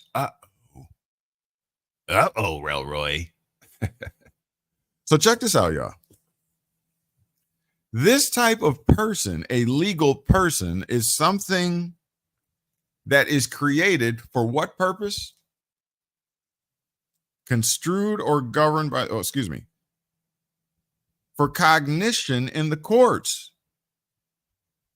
If this type of if this type of person were not created, then the courts could not have cognition,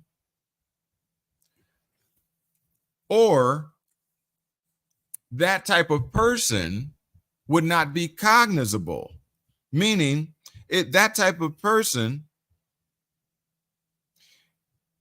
gives you the ability, the capability of being tried. This is why legal persons exist, y'all. So that you are capable of being tried or examined before a designated tribunal. So that the tribunal, the court, can gain jurisdiction or be given power to adjudicate a controversy.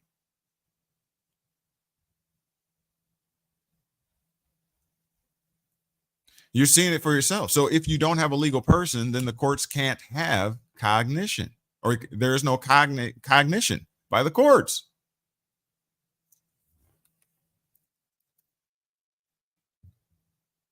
That's how they get jurisdiction. They gain jurisdiction because you have a legal personality.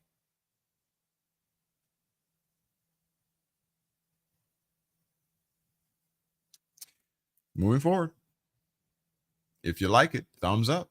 Share this with someone else. Let's, correct the record on the understanding of legal persons versus you. Remember, in accordance with the article we just read from 2012, the agent, the registered agent, was proving a point by having a woman marry this Vogel lady, marry a corporation, a legal person. They were proving a point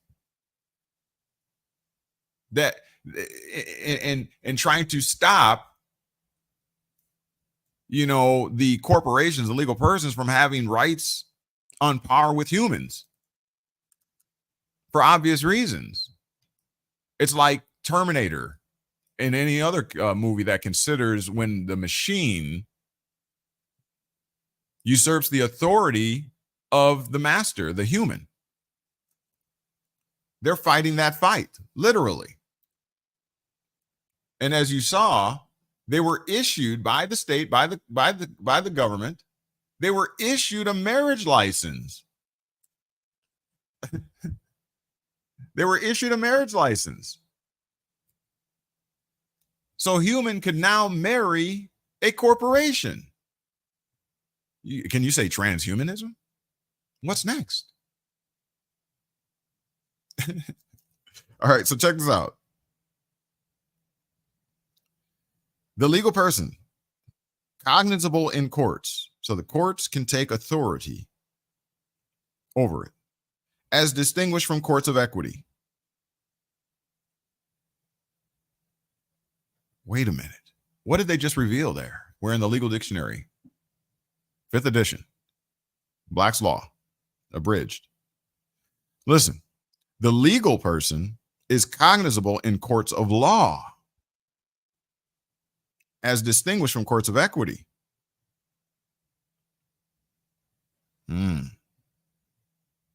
So a legal person, you bring the issues before the proper court of law.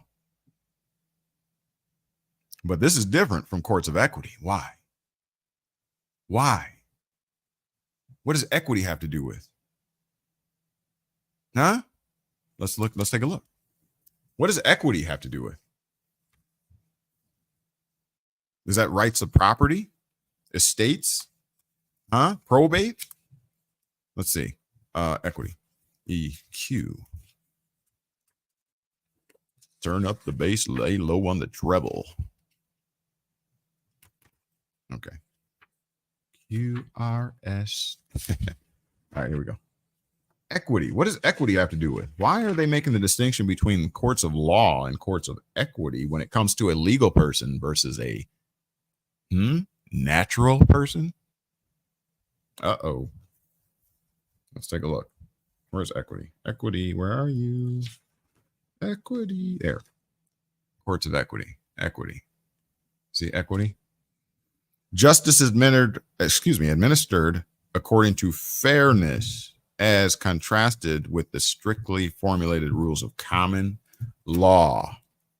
Listen, justice is administered according to fairness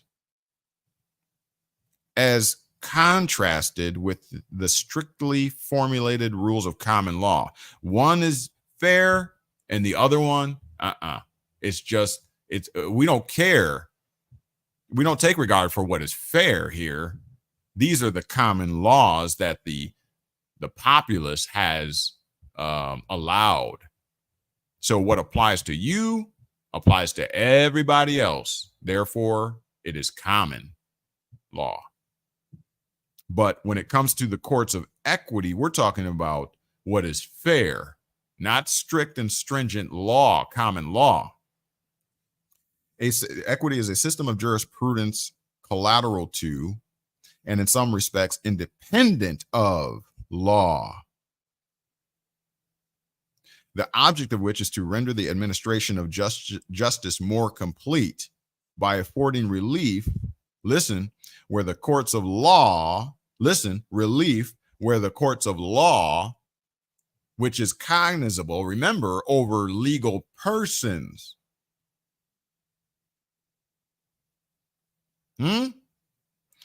are incompetent to give it or to give it with effect. In other words, when you step into the court of law, okay, it doesn't take regard of issues of fairness.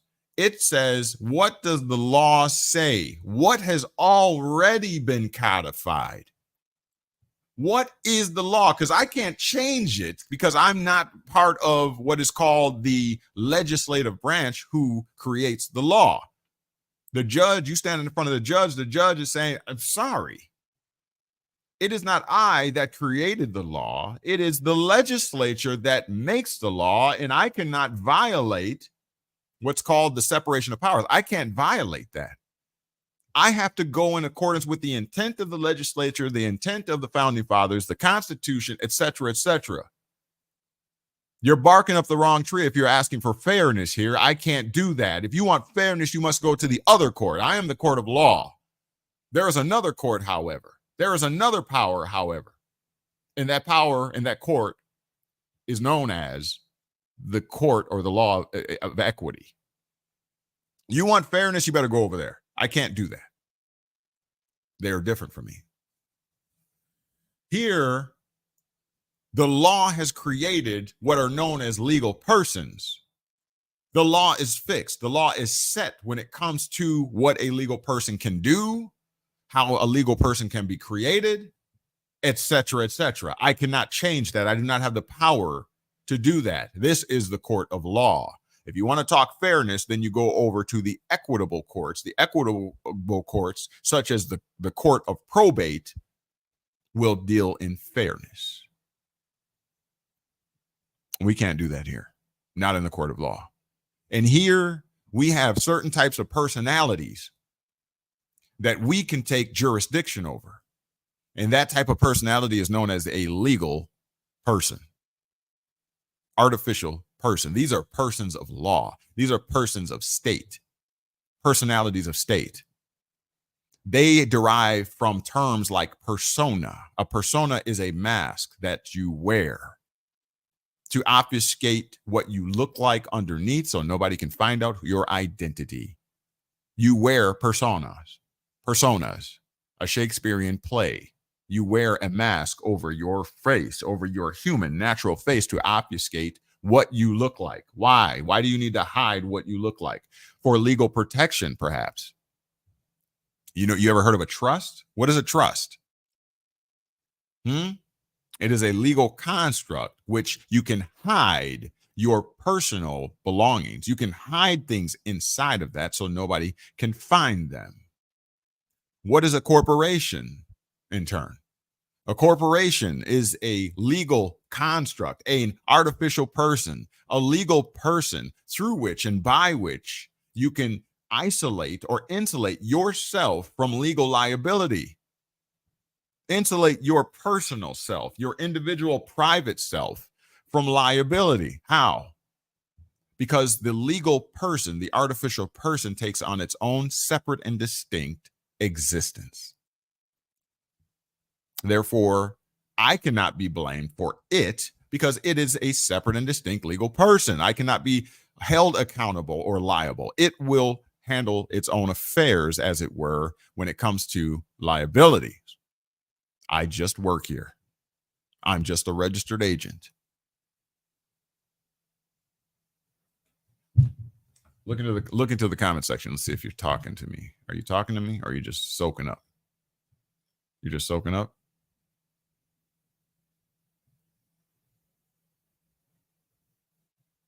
Let's see. Joe Smith, 123, says, if your family got rich from harming you permanently, what is the exact way to get them to be fully bankrupt or in trouble? What are the exact steps to take out a millionaire? Please elaborate. Whoa. Well, I can't provide you with legal advice. I can discuss the topic. I can perhaps even educate, but I cannot provide you with legal advice, and I do not intend to do so. So if it were me, I'll say, and I was faced with something like that, reading the question again, if your family got rich from harming you, first of all, I don't have enough detail on the type of harm.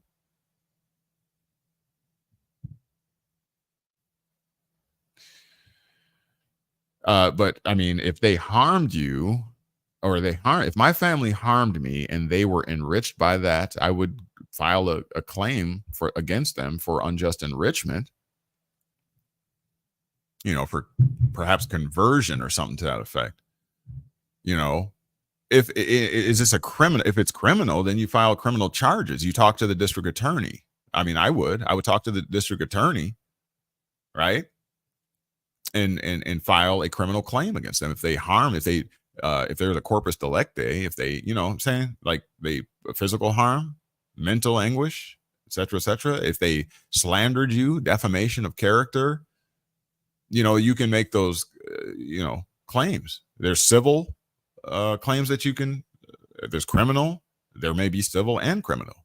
In the account of one,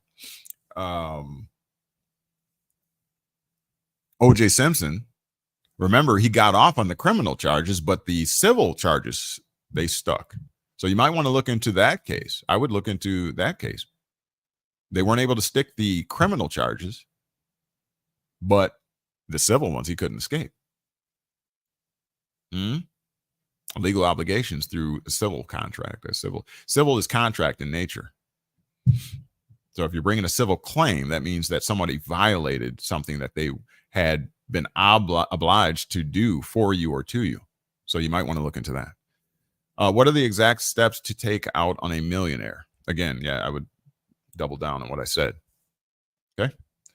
So if that were me, not legal advice, but if that were me, 777. Thank you for those numbers. You remember Joseph Henson. Thank you very much. I appreciate that. Welcome back, by the way.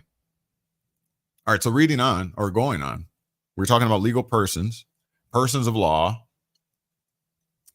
persons that are created for the purpose of giving cognition, authority, or jurisdiction to another legal entity known as the courts.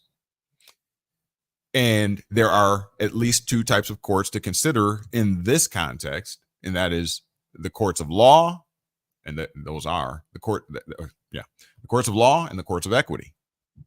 One is about fairness, and one is strict and stringent codifications, considerations of the intent of the legislature that cannot be changed,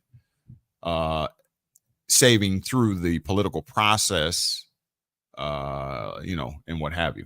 That's the only way they can be changed, the political process. Okay. All Gods has a question, I think. Is there a place to find the dollar amount that can be asked for in a civil lawsuit by damages? Is there a place to find the dollar amount? You can, I mean, I've been personally, I would probably Google, lawsuits that are pertaining to the issue that you are talking to. Just, there's a lot of information out there. I even have been prone to ask AI, a question or two. But, so what are fair amounts that, are reasonable when it comes to, civil damages or whatever? I would Google something like that, and it usually will spit out something. You can get a ballpark. And sometimes statutes may set a limit or maximum of how much you can expect to obtain through a civil action. I know there's a difference and a distinction between small claims, which I think, at least in the state of Wisconsin, may not exceed $10,000 or $5,000, one of the two. So if your claim is $5,000, you have to go in small claims. Anything above that, large claims, something to that effect. But you have to. Every state is different. You have to check in your state statutes. But merely Google and put your state in there, and it'll usually point you in the right direction. Not intended as legal advice, of course. Let me see here.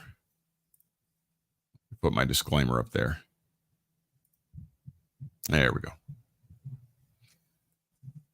All right. Any more questions? It's good to be back. I really appreciate you all for being here. Yeah, legal persons, America, and religion we talked about today. Very, very, very significant, the consideration of legal persons and artificial persons, y'all. I think lastly, I may, if no one else is speaking or asking questions, let me show you this right here. I've shown it before,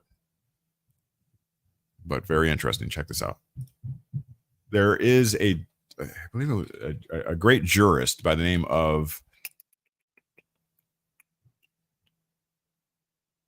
Blackstone, William Blackstone.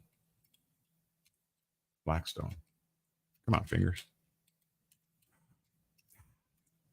Better look. William Blackstone. And he did a treatise on legal persons, I believe it was. Let me see if I can find it for you real quick. I'll pull it up. Let's see. The Laws of England, commentaries on the Laws of England. Let me see here. Is that it?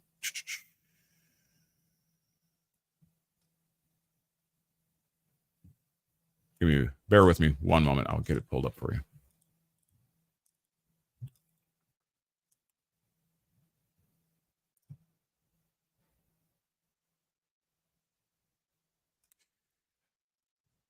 So I'm at avalon.law.yale.edu, reputable source here. Let me pull it up. Nope, we don't want to be on that camera. We want to be on this camera. Here we are. So I just typed it. Okay, so avalon.law.yale.edu. Yale Law, Lillian Goldman Laws Library. Blackstone's commentaries on the Laws of England. Let's see which book it is. There's book 1, 2, 3, and book 4. I think, was it book 1? Talking about the rights of things. Here we go. I think I'm on the right pathway. Incorporeal hereditaments. It should be of persons, I believe it was. Of estates less than freehold or estates. Where are you? Where are you? Do you see it? Of things personal.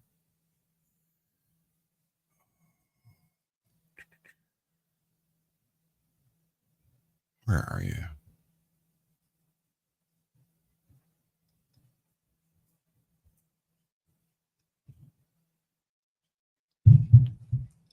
Let's see.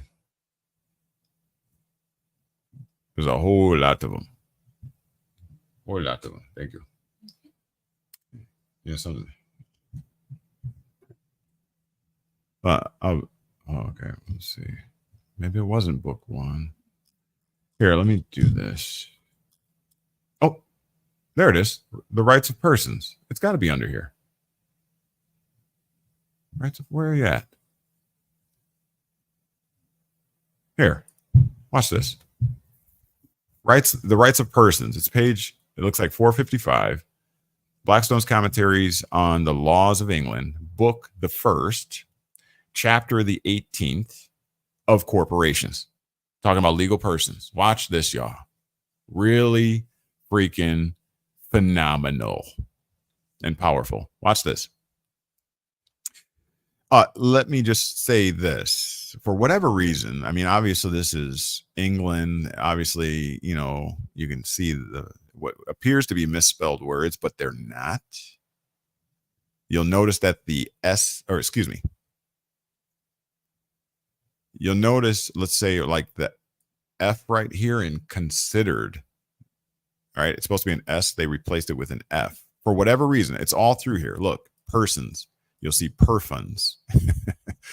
So whatever England was on, they were on.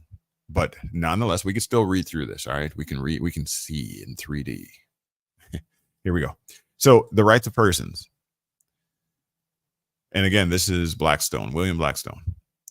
We have hitherto considered persons in their natural capacities. What is a capacity, y'all? It's an ability, the power to do something. So we have considered persons in their natural ability or capacity and have treated of their rights and their duties. But as all personal rights die with the person, okay, and as the necessary forms of investing a series of individuals, one after another, with the same identical rights would be very inconvenient, if not impracticable. Let me tell you what they're talking about here.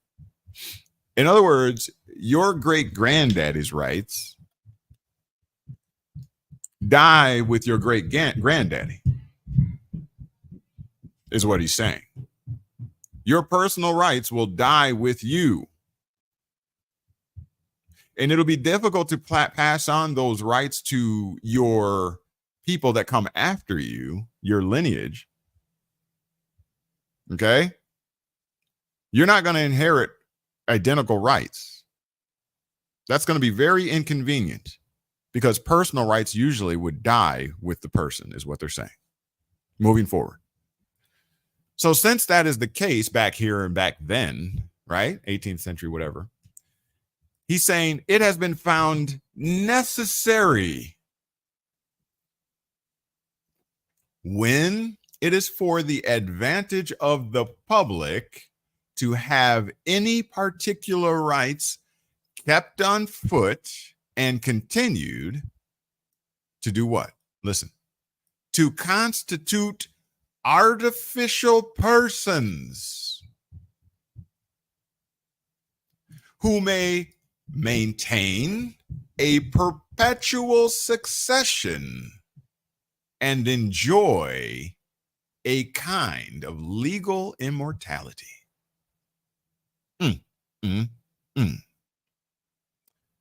Y'all ain't forgot how we do around here at KnowledgeWell Media, right?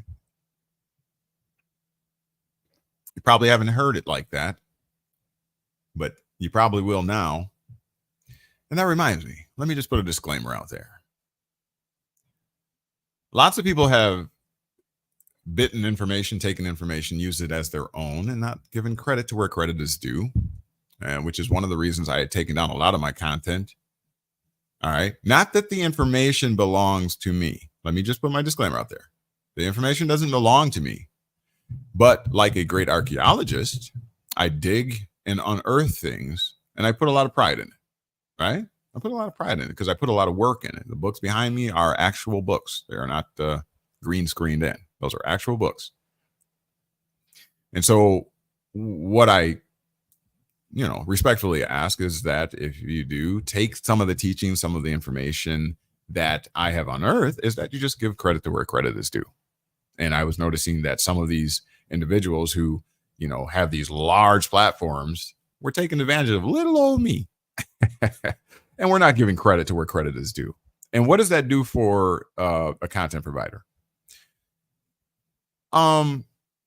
It's our reward, because you may not, as a little guy in perspective to these large 50,000, 100,000, subscriber based platforms, we're not going to get paid for the hard work that we put in, just quite frankly. And some of us just aren't. I'm not in it for the money, but it's just good to be appreciated for the hard work, because what else am I going to get for all the dedicated time?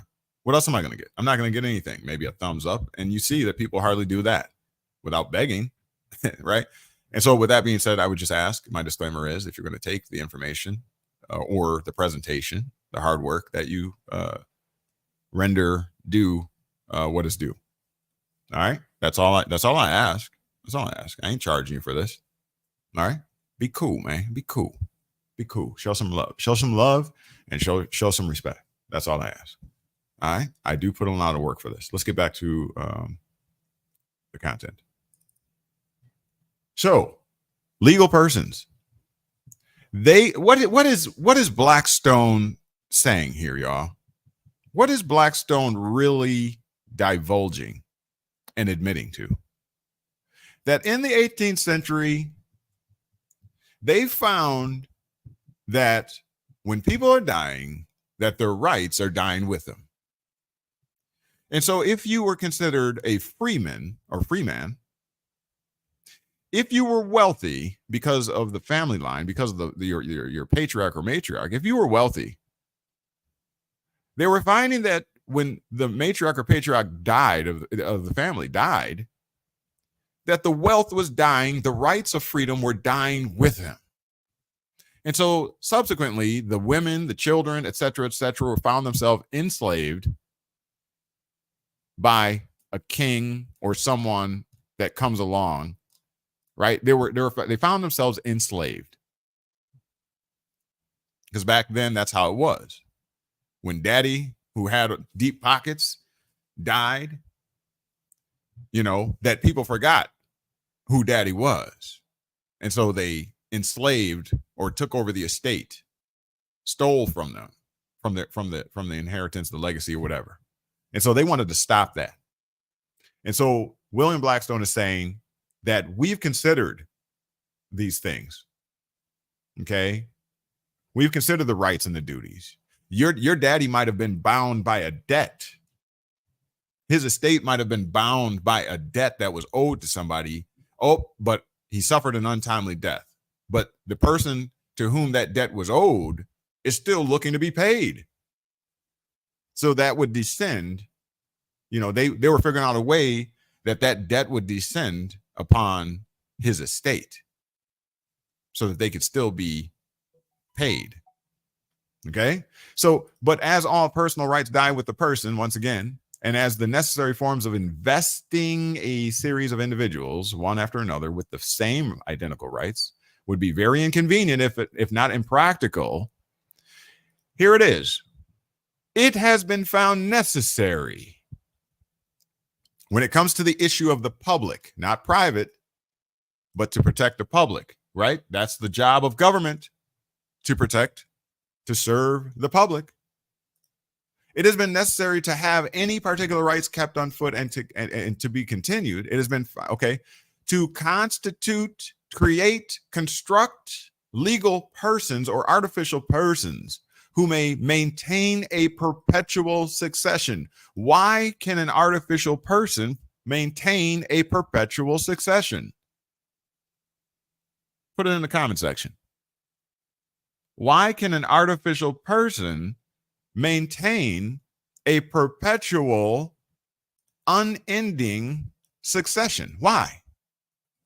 Why can it enjoy a kind of legal as opposed to lawful, right? Remember we went over that? The difference between law and legal. Why can a legal person, an artificial person, enjoy a kind of legal immortality? Put it in the comment section.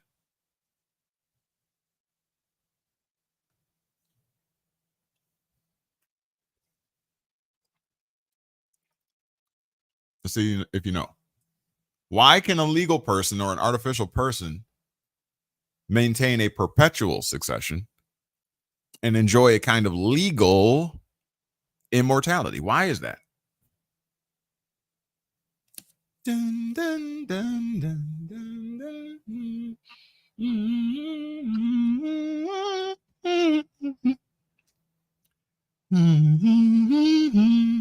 Boom, boom, boom, boom, boom, boom, boom. Come on. Anybody.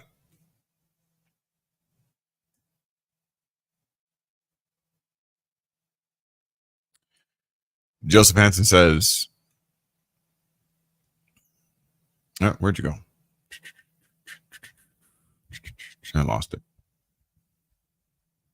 Here we go. Sir William Blackstone, you taught us that. How could you forget that? LOL, right? They didn't forget. Oh, they didn't forget. Joyful. All God says, joyful is the person who finds wisdom, the one who gains understanding. For wisdom is more profitable than silver, and her wages are better than gold. Amen, brother.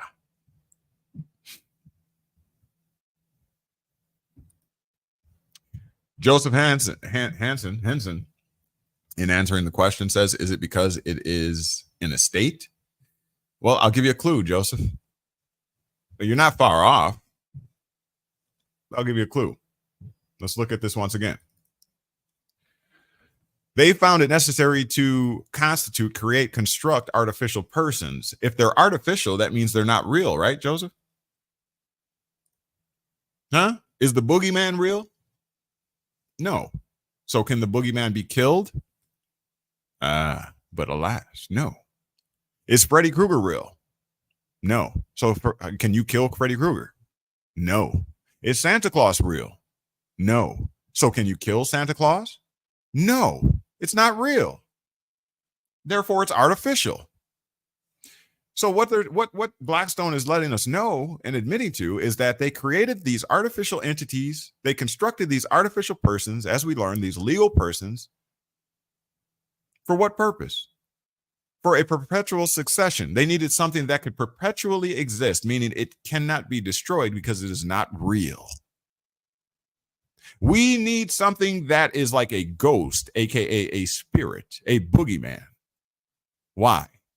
Because it has to be able to evade or avoid the mortalities of a human being. Because humans, as they said in the beginning, can be destroyed. And their rights can die with them once they are destroyed. So they are corruptible. Huh?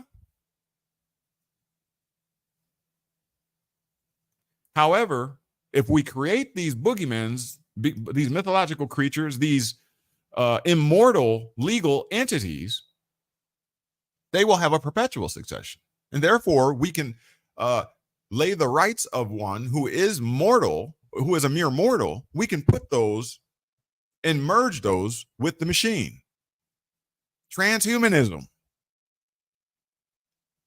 That's what they're admitting. That's what they're saying. This is why we find it necessary to create artificial persons and legal entities. Let's move forward. These artificial persons are called what? Bodies politics. You've heard of that before. Bodies corporate. See, they have a corporate body, not a human body, not a physical, tangible body. Because if they had a physical, tangible body, what? They could be destroyed. They would not be immortal. They would not have a perpetual succession. So they have a corporate body, or they're also known as corporations. That's what it is. That's an artificial person. That's a body politic, a corporation, of which there is a great variety subsisting. There's a whole lot of different types of corporate bodies, body politics, immortal artificial persons. There's a whole lot of them. Let's list a couple. So let's see them list what different types are there. There's one for the advancement of religion. There's a type of artificial person for the advancement of religion. Can y'all name one? Is a church? The iglesia? Is that for the advancement of religion? Is that a type of artificial person? Does it take on a legal personality?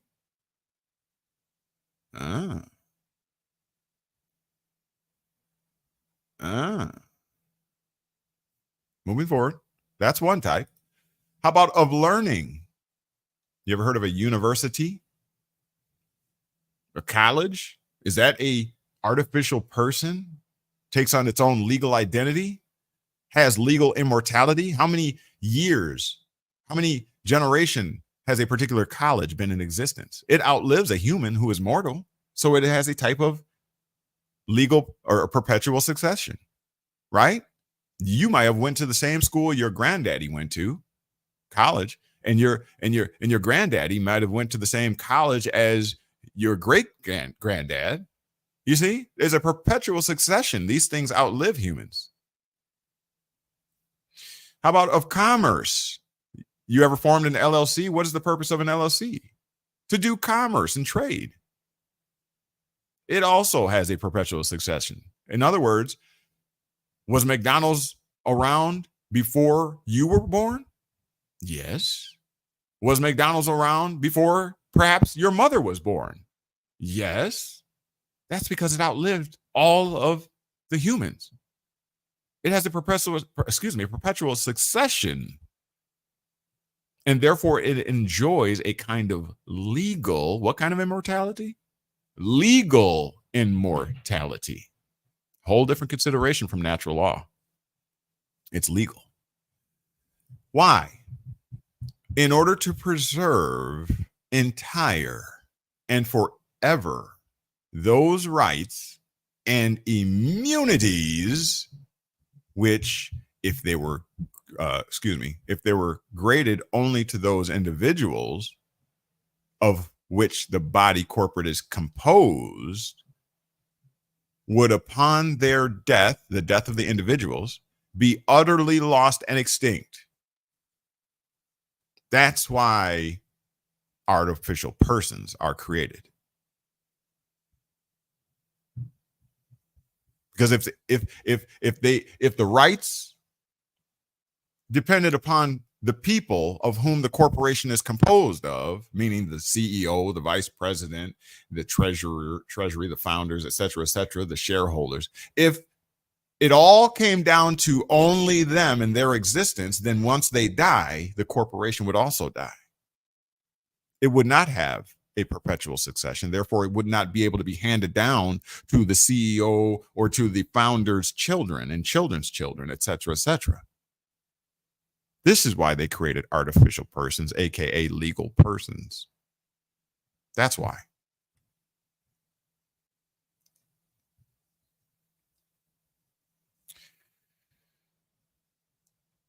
Okay, to shew the advantages of these incorporations, let us consider the case of a college in either of our universities, founded I'm not going to try and pronounce it.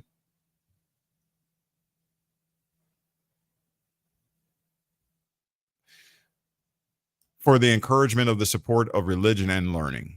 If this was a mere voluntary assembly, meaning the college or the university, the individuals which compose it might indeed read, pray, study, and perform scholastic exercises together. They might do that. They might get together. They might do it and read together and pray together and study together, so long as they could agree to do so. But they could, reading on down here, they could neither frame nor receive any laws or rules of their conduct, because they would be considered individuals, not considering themselves as bound to any particular rules or laws under the corporate form, bylaws, et cetera, et cetera. So this is a reason, they're saying, why we created artificial persons, to essentially, and states and body politics and what have you. Why? Why? So that people might come together corporately and pray, study, and perform scholastic exercises together, so that they can be framed, okay, and receive the laws and rules of their conduct. None, at least, which would have any binding force. So without the corporate form, without legal personality, without artificial persons, there would be no binding force. For want of a coercive power to create a sufficient obligation. I'm going to stop reading there. Because the time is long, I'm going to allow you to go on further in your read. But what I want to stress in the closing here, in the consideration of the legal persons, why the legal persons? Because once again, looking at the document through the eyes of the document camera, it says that legal, as in a legal person, was created to conform to the law. It is not the law. The legal person is not a law, is not necessarily the law. But it was created here in number 2 to give the courts cognition. What is cognizable once again, class? Cognizable means the jurisdiction. Legal persons were created to give courts jurisdiction, without which they would have none. Cognizable in courts of law, not courts of equity. These legal persons, when it comes to the issues of law, law is not fair. Once again, law is set in stone. It is locked in. It is codified by the legislature, and it can't,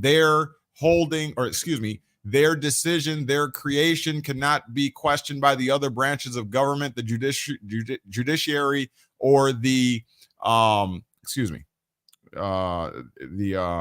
executive. They're the lawmakers. The legislative branch is the lawmaking branch. So when they codify, when they enact the laws, those are set in stone. That is not the same thing as the courts of equity. This one speaks of fairness. This one, the law has been written. It is written, as Yeshua is quoted as always saying. It is written. That ain't changing. The judiciary cannot change. They don't have the power, separation of powers. So why were legal persons, why are artificial persons created? These persons of law that conform to law, these persons that give cognition to the courts, gives jurisdiction to the courts. Why were they created?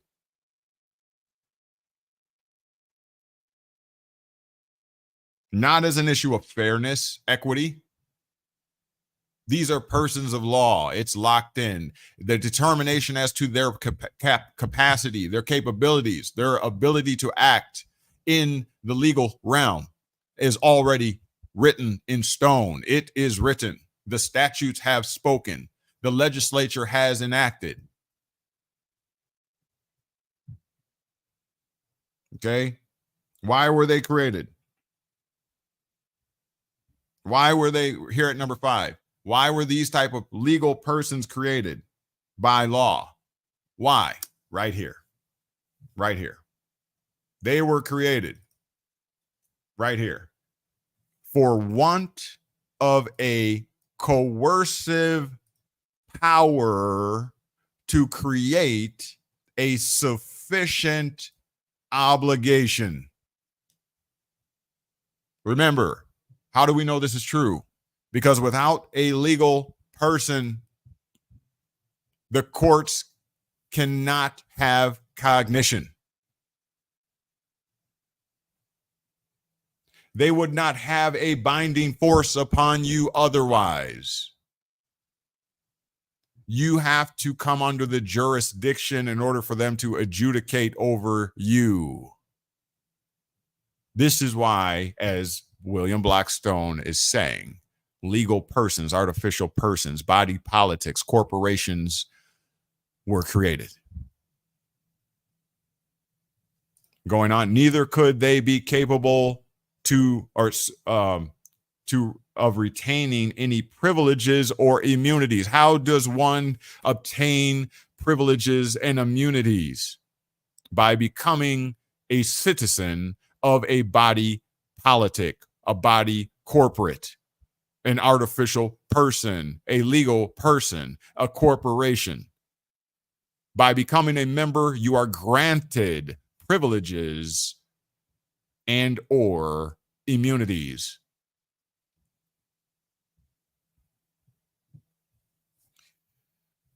For if such privileges be attacked, which of all this unconnected assembly has the right or ability to defend them? In other words, if there is no corporate form, if there is no body politic, if there are no corporations, okay, then which of all of these unconnected, unincorporated assemblies has the right or ability to defend them? And when they are dispersed by death or otherwise, how shall they transfer these advantages to another set of students, equally unconnected as themselves? See, there's no perpetual succession without the corporate form, without the creation of legal persons, artificial persons. So also, with regard to holding estates of other property, if land be granted for the purposes of religion or learning to 20 individuals not incorporated, or lending, is that lending or learning? Learning to 20 individuals not incorporated, there is no legal way of continuing the property to any other persons for the same purposes. Do you see this? Do you see this? With regard to holding estates of other property, if you are granted land for the purposes of religion or learning to 20 individuals, okay, but you're not incorporated, there is no legal way of continuing the property to any other persons. No perpetual succession without corporate form. Okay? That's what it's all about. So take some time to read over it concerning artificial persons. This is William Blackstone's commentaries on the laws of England, the book of the first, chapter 18 of corporations, talking about the rights of persons. These are legal persons, artificial persons, corporations, what have you. All right? That's what's going on there, y'all. So just wanted to do a little demonstration on legal persons. Wanted to have that discussion with you. If you have any questions, I'll give you a few moments to put those into the comment section now. Other than that, we're going to be ending this live. I know we've been on for quite a while, well over an hour. Yes, we've been on for 2 hours and 31 minutes. Holy cannoli. Joseph Henson says, I do not have any legal or lawful issues. However, I wanted to send you some resources on child support that you may or may not be aware of. Which email is best to send information to? All right, so let me put that up for you.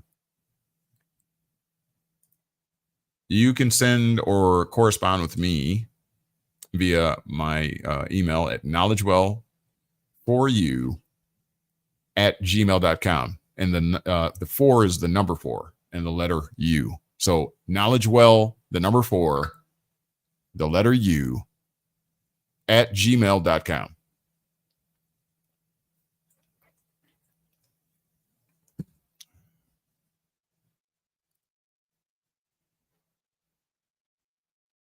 All right, BBB Productions gives us a 777. Appreciate those 777s. My magical number.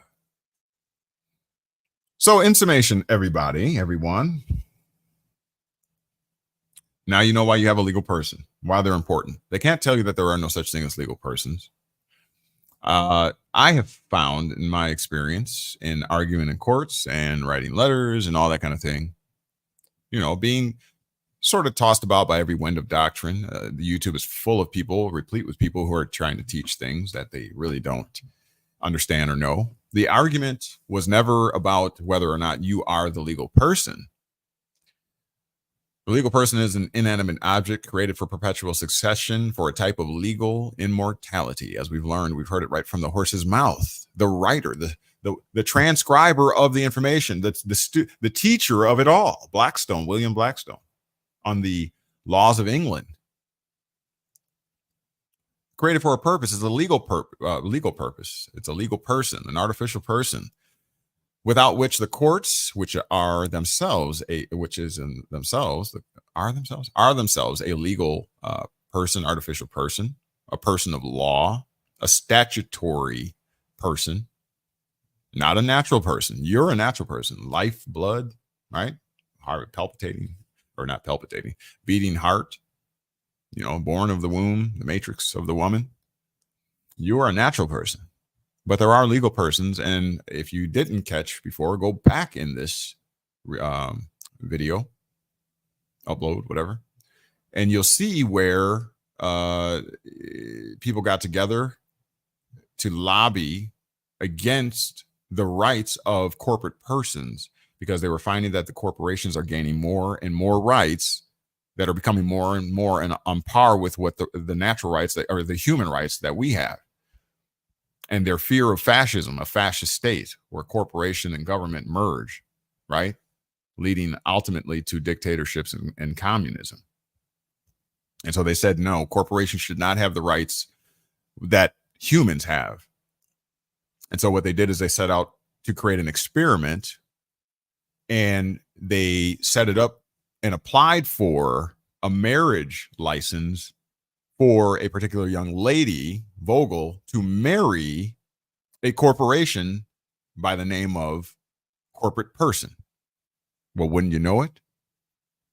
The state, the county, the state issued a marriage license for Vogel to marry a corporate person. They exist. They walk amongst us. You ever see a lot? They live. What do you think they were telling you? What do you think they were showing you? I challenge each of you to watch that movie, and you'll see exactly what I'm talking about. They're talking about the artificial legal persons, the dead corporate people, persons that are walking amongst you. That's what that movie was about. They live. Now, we've also answered the question why they live. What is their purpose? Perpetual succession and a type of legal immortality without which the courts would not have cognition over issues or controversies between humans. The state would not be able to encourage or coerce, is the word that Blackstone used, coerce us into studying together, forming forming companies, corporations. They would not be, there wouldn't be the collegiate or university level of education. We wouldn't pray together, as in churches, iglesias. We wouldn't do things together. There would be no coercive power to hold us or bind us to any state statute, laws, corporate body politics, statutes, codes, and ordinances. There would be none of that. So you can thank the artificial person and the creators of the artificial person, you know, if you have a particular, if you're particularly have or disdain the corporate form or the laws and the, you know, the statutes, codes, and ordinances. If you don't like them, that's why they're there. And your act of citizenship or the taking of citizenship binds you under contract, what's known as a social compact. A little bit different than a contract. They won't acknowledge a contract, though. It is a social compact, though. All right. But anyways, I digress. With that being said, I really appreciate you all for being here. Thank you for your support. Thank you for all the thumbs up. We got 10 thumbs ups. Thumbs up. And so if you like this type of information, if you would like to see it continue, then it would behoove you to show support, your love, through either, you know, you can donate through our Cash App. That always helps us keep going. We also have a Patreon. I believe it's still up. The Patreon is patreon.com/KnowledgeWell, the number 4, the letter U, Patreon. We take donations to, it's still there. $ American Consulate, scrolling across the bottom of the screen right there, right now. Okay, $ American Consulate.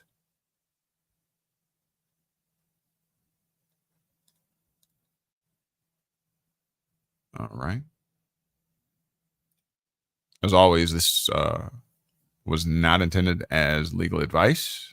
So if you need legal advice, please seek yourself a competent attorney and please be advised.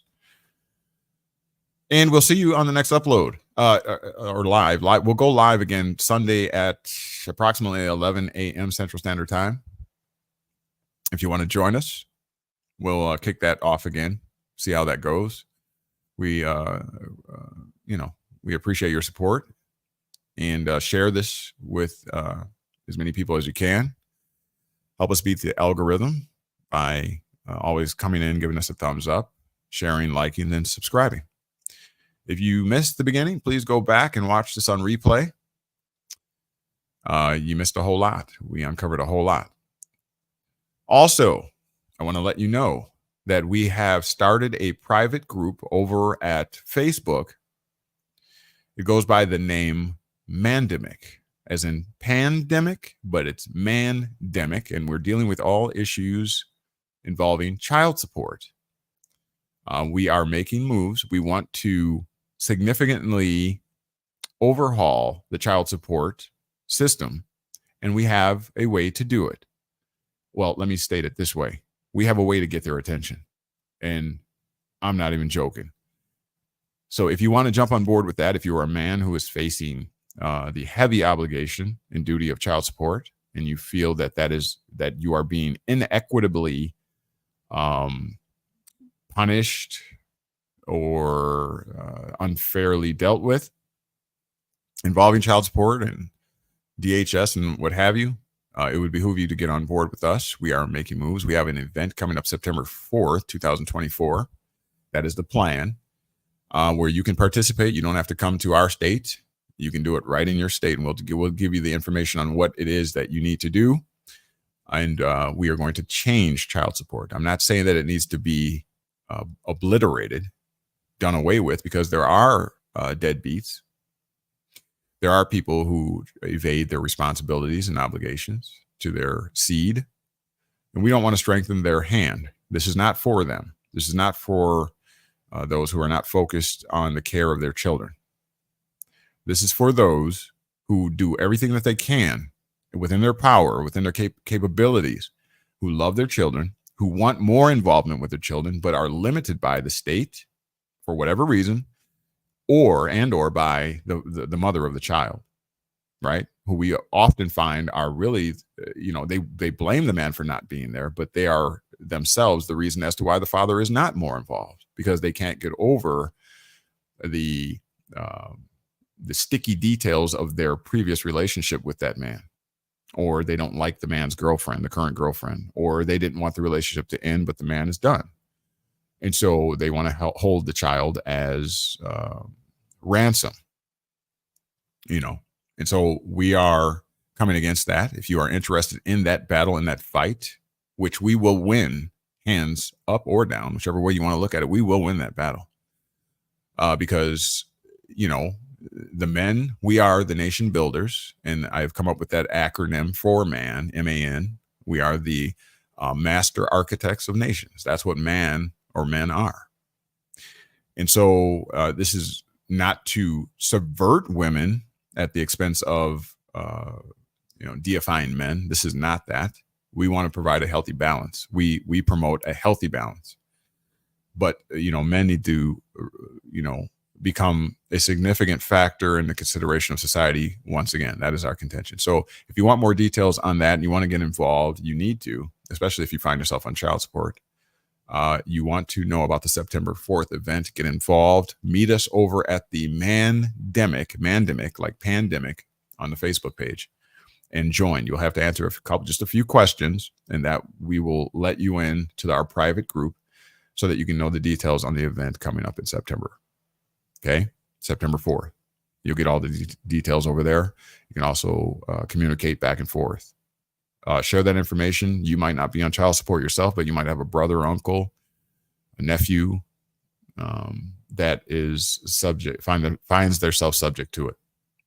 If you want to aid them and assist them and get them involved, we are going to make a difference. All right.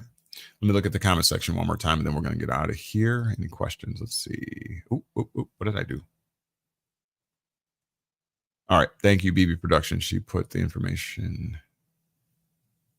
All right. So there's Mandemic Facebook group, and there's the link. So it's in the description. Look in the description of this video, and you'll find the link that'll take you over to Mandemic, the Facebook page. All right. Anything else? I can't think of anything else. All right. We'll see you on Sunday at 11 a.m. Central Standard Time. 11 a.m. Central Standard Time right here at KnowledgeWell Media YouTube channel. All right. Thank you for your participation. If you're watching this on replay, please do me a huge solid and just hit the thumbs up button if you appreciate this information. And again, if you're going to use the content from here, from the study and all that kind of thing, not saying I own the information, but please give credit to where credit is due. All right. That's all I'm asking. Don't make the universe come after you. Karma. Don't steal. All right. With that being said, we'll see you next time. Peace. And enjoy your holy day, 4th of July. Get some rest. All right. We'll see you next time. Peace.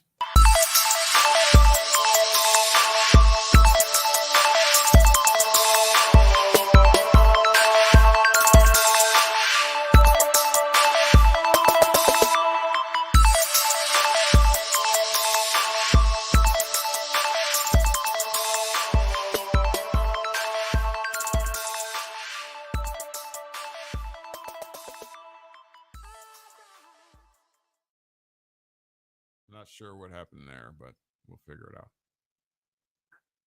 Let's see.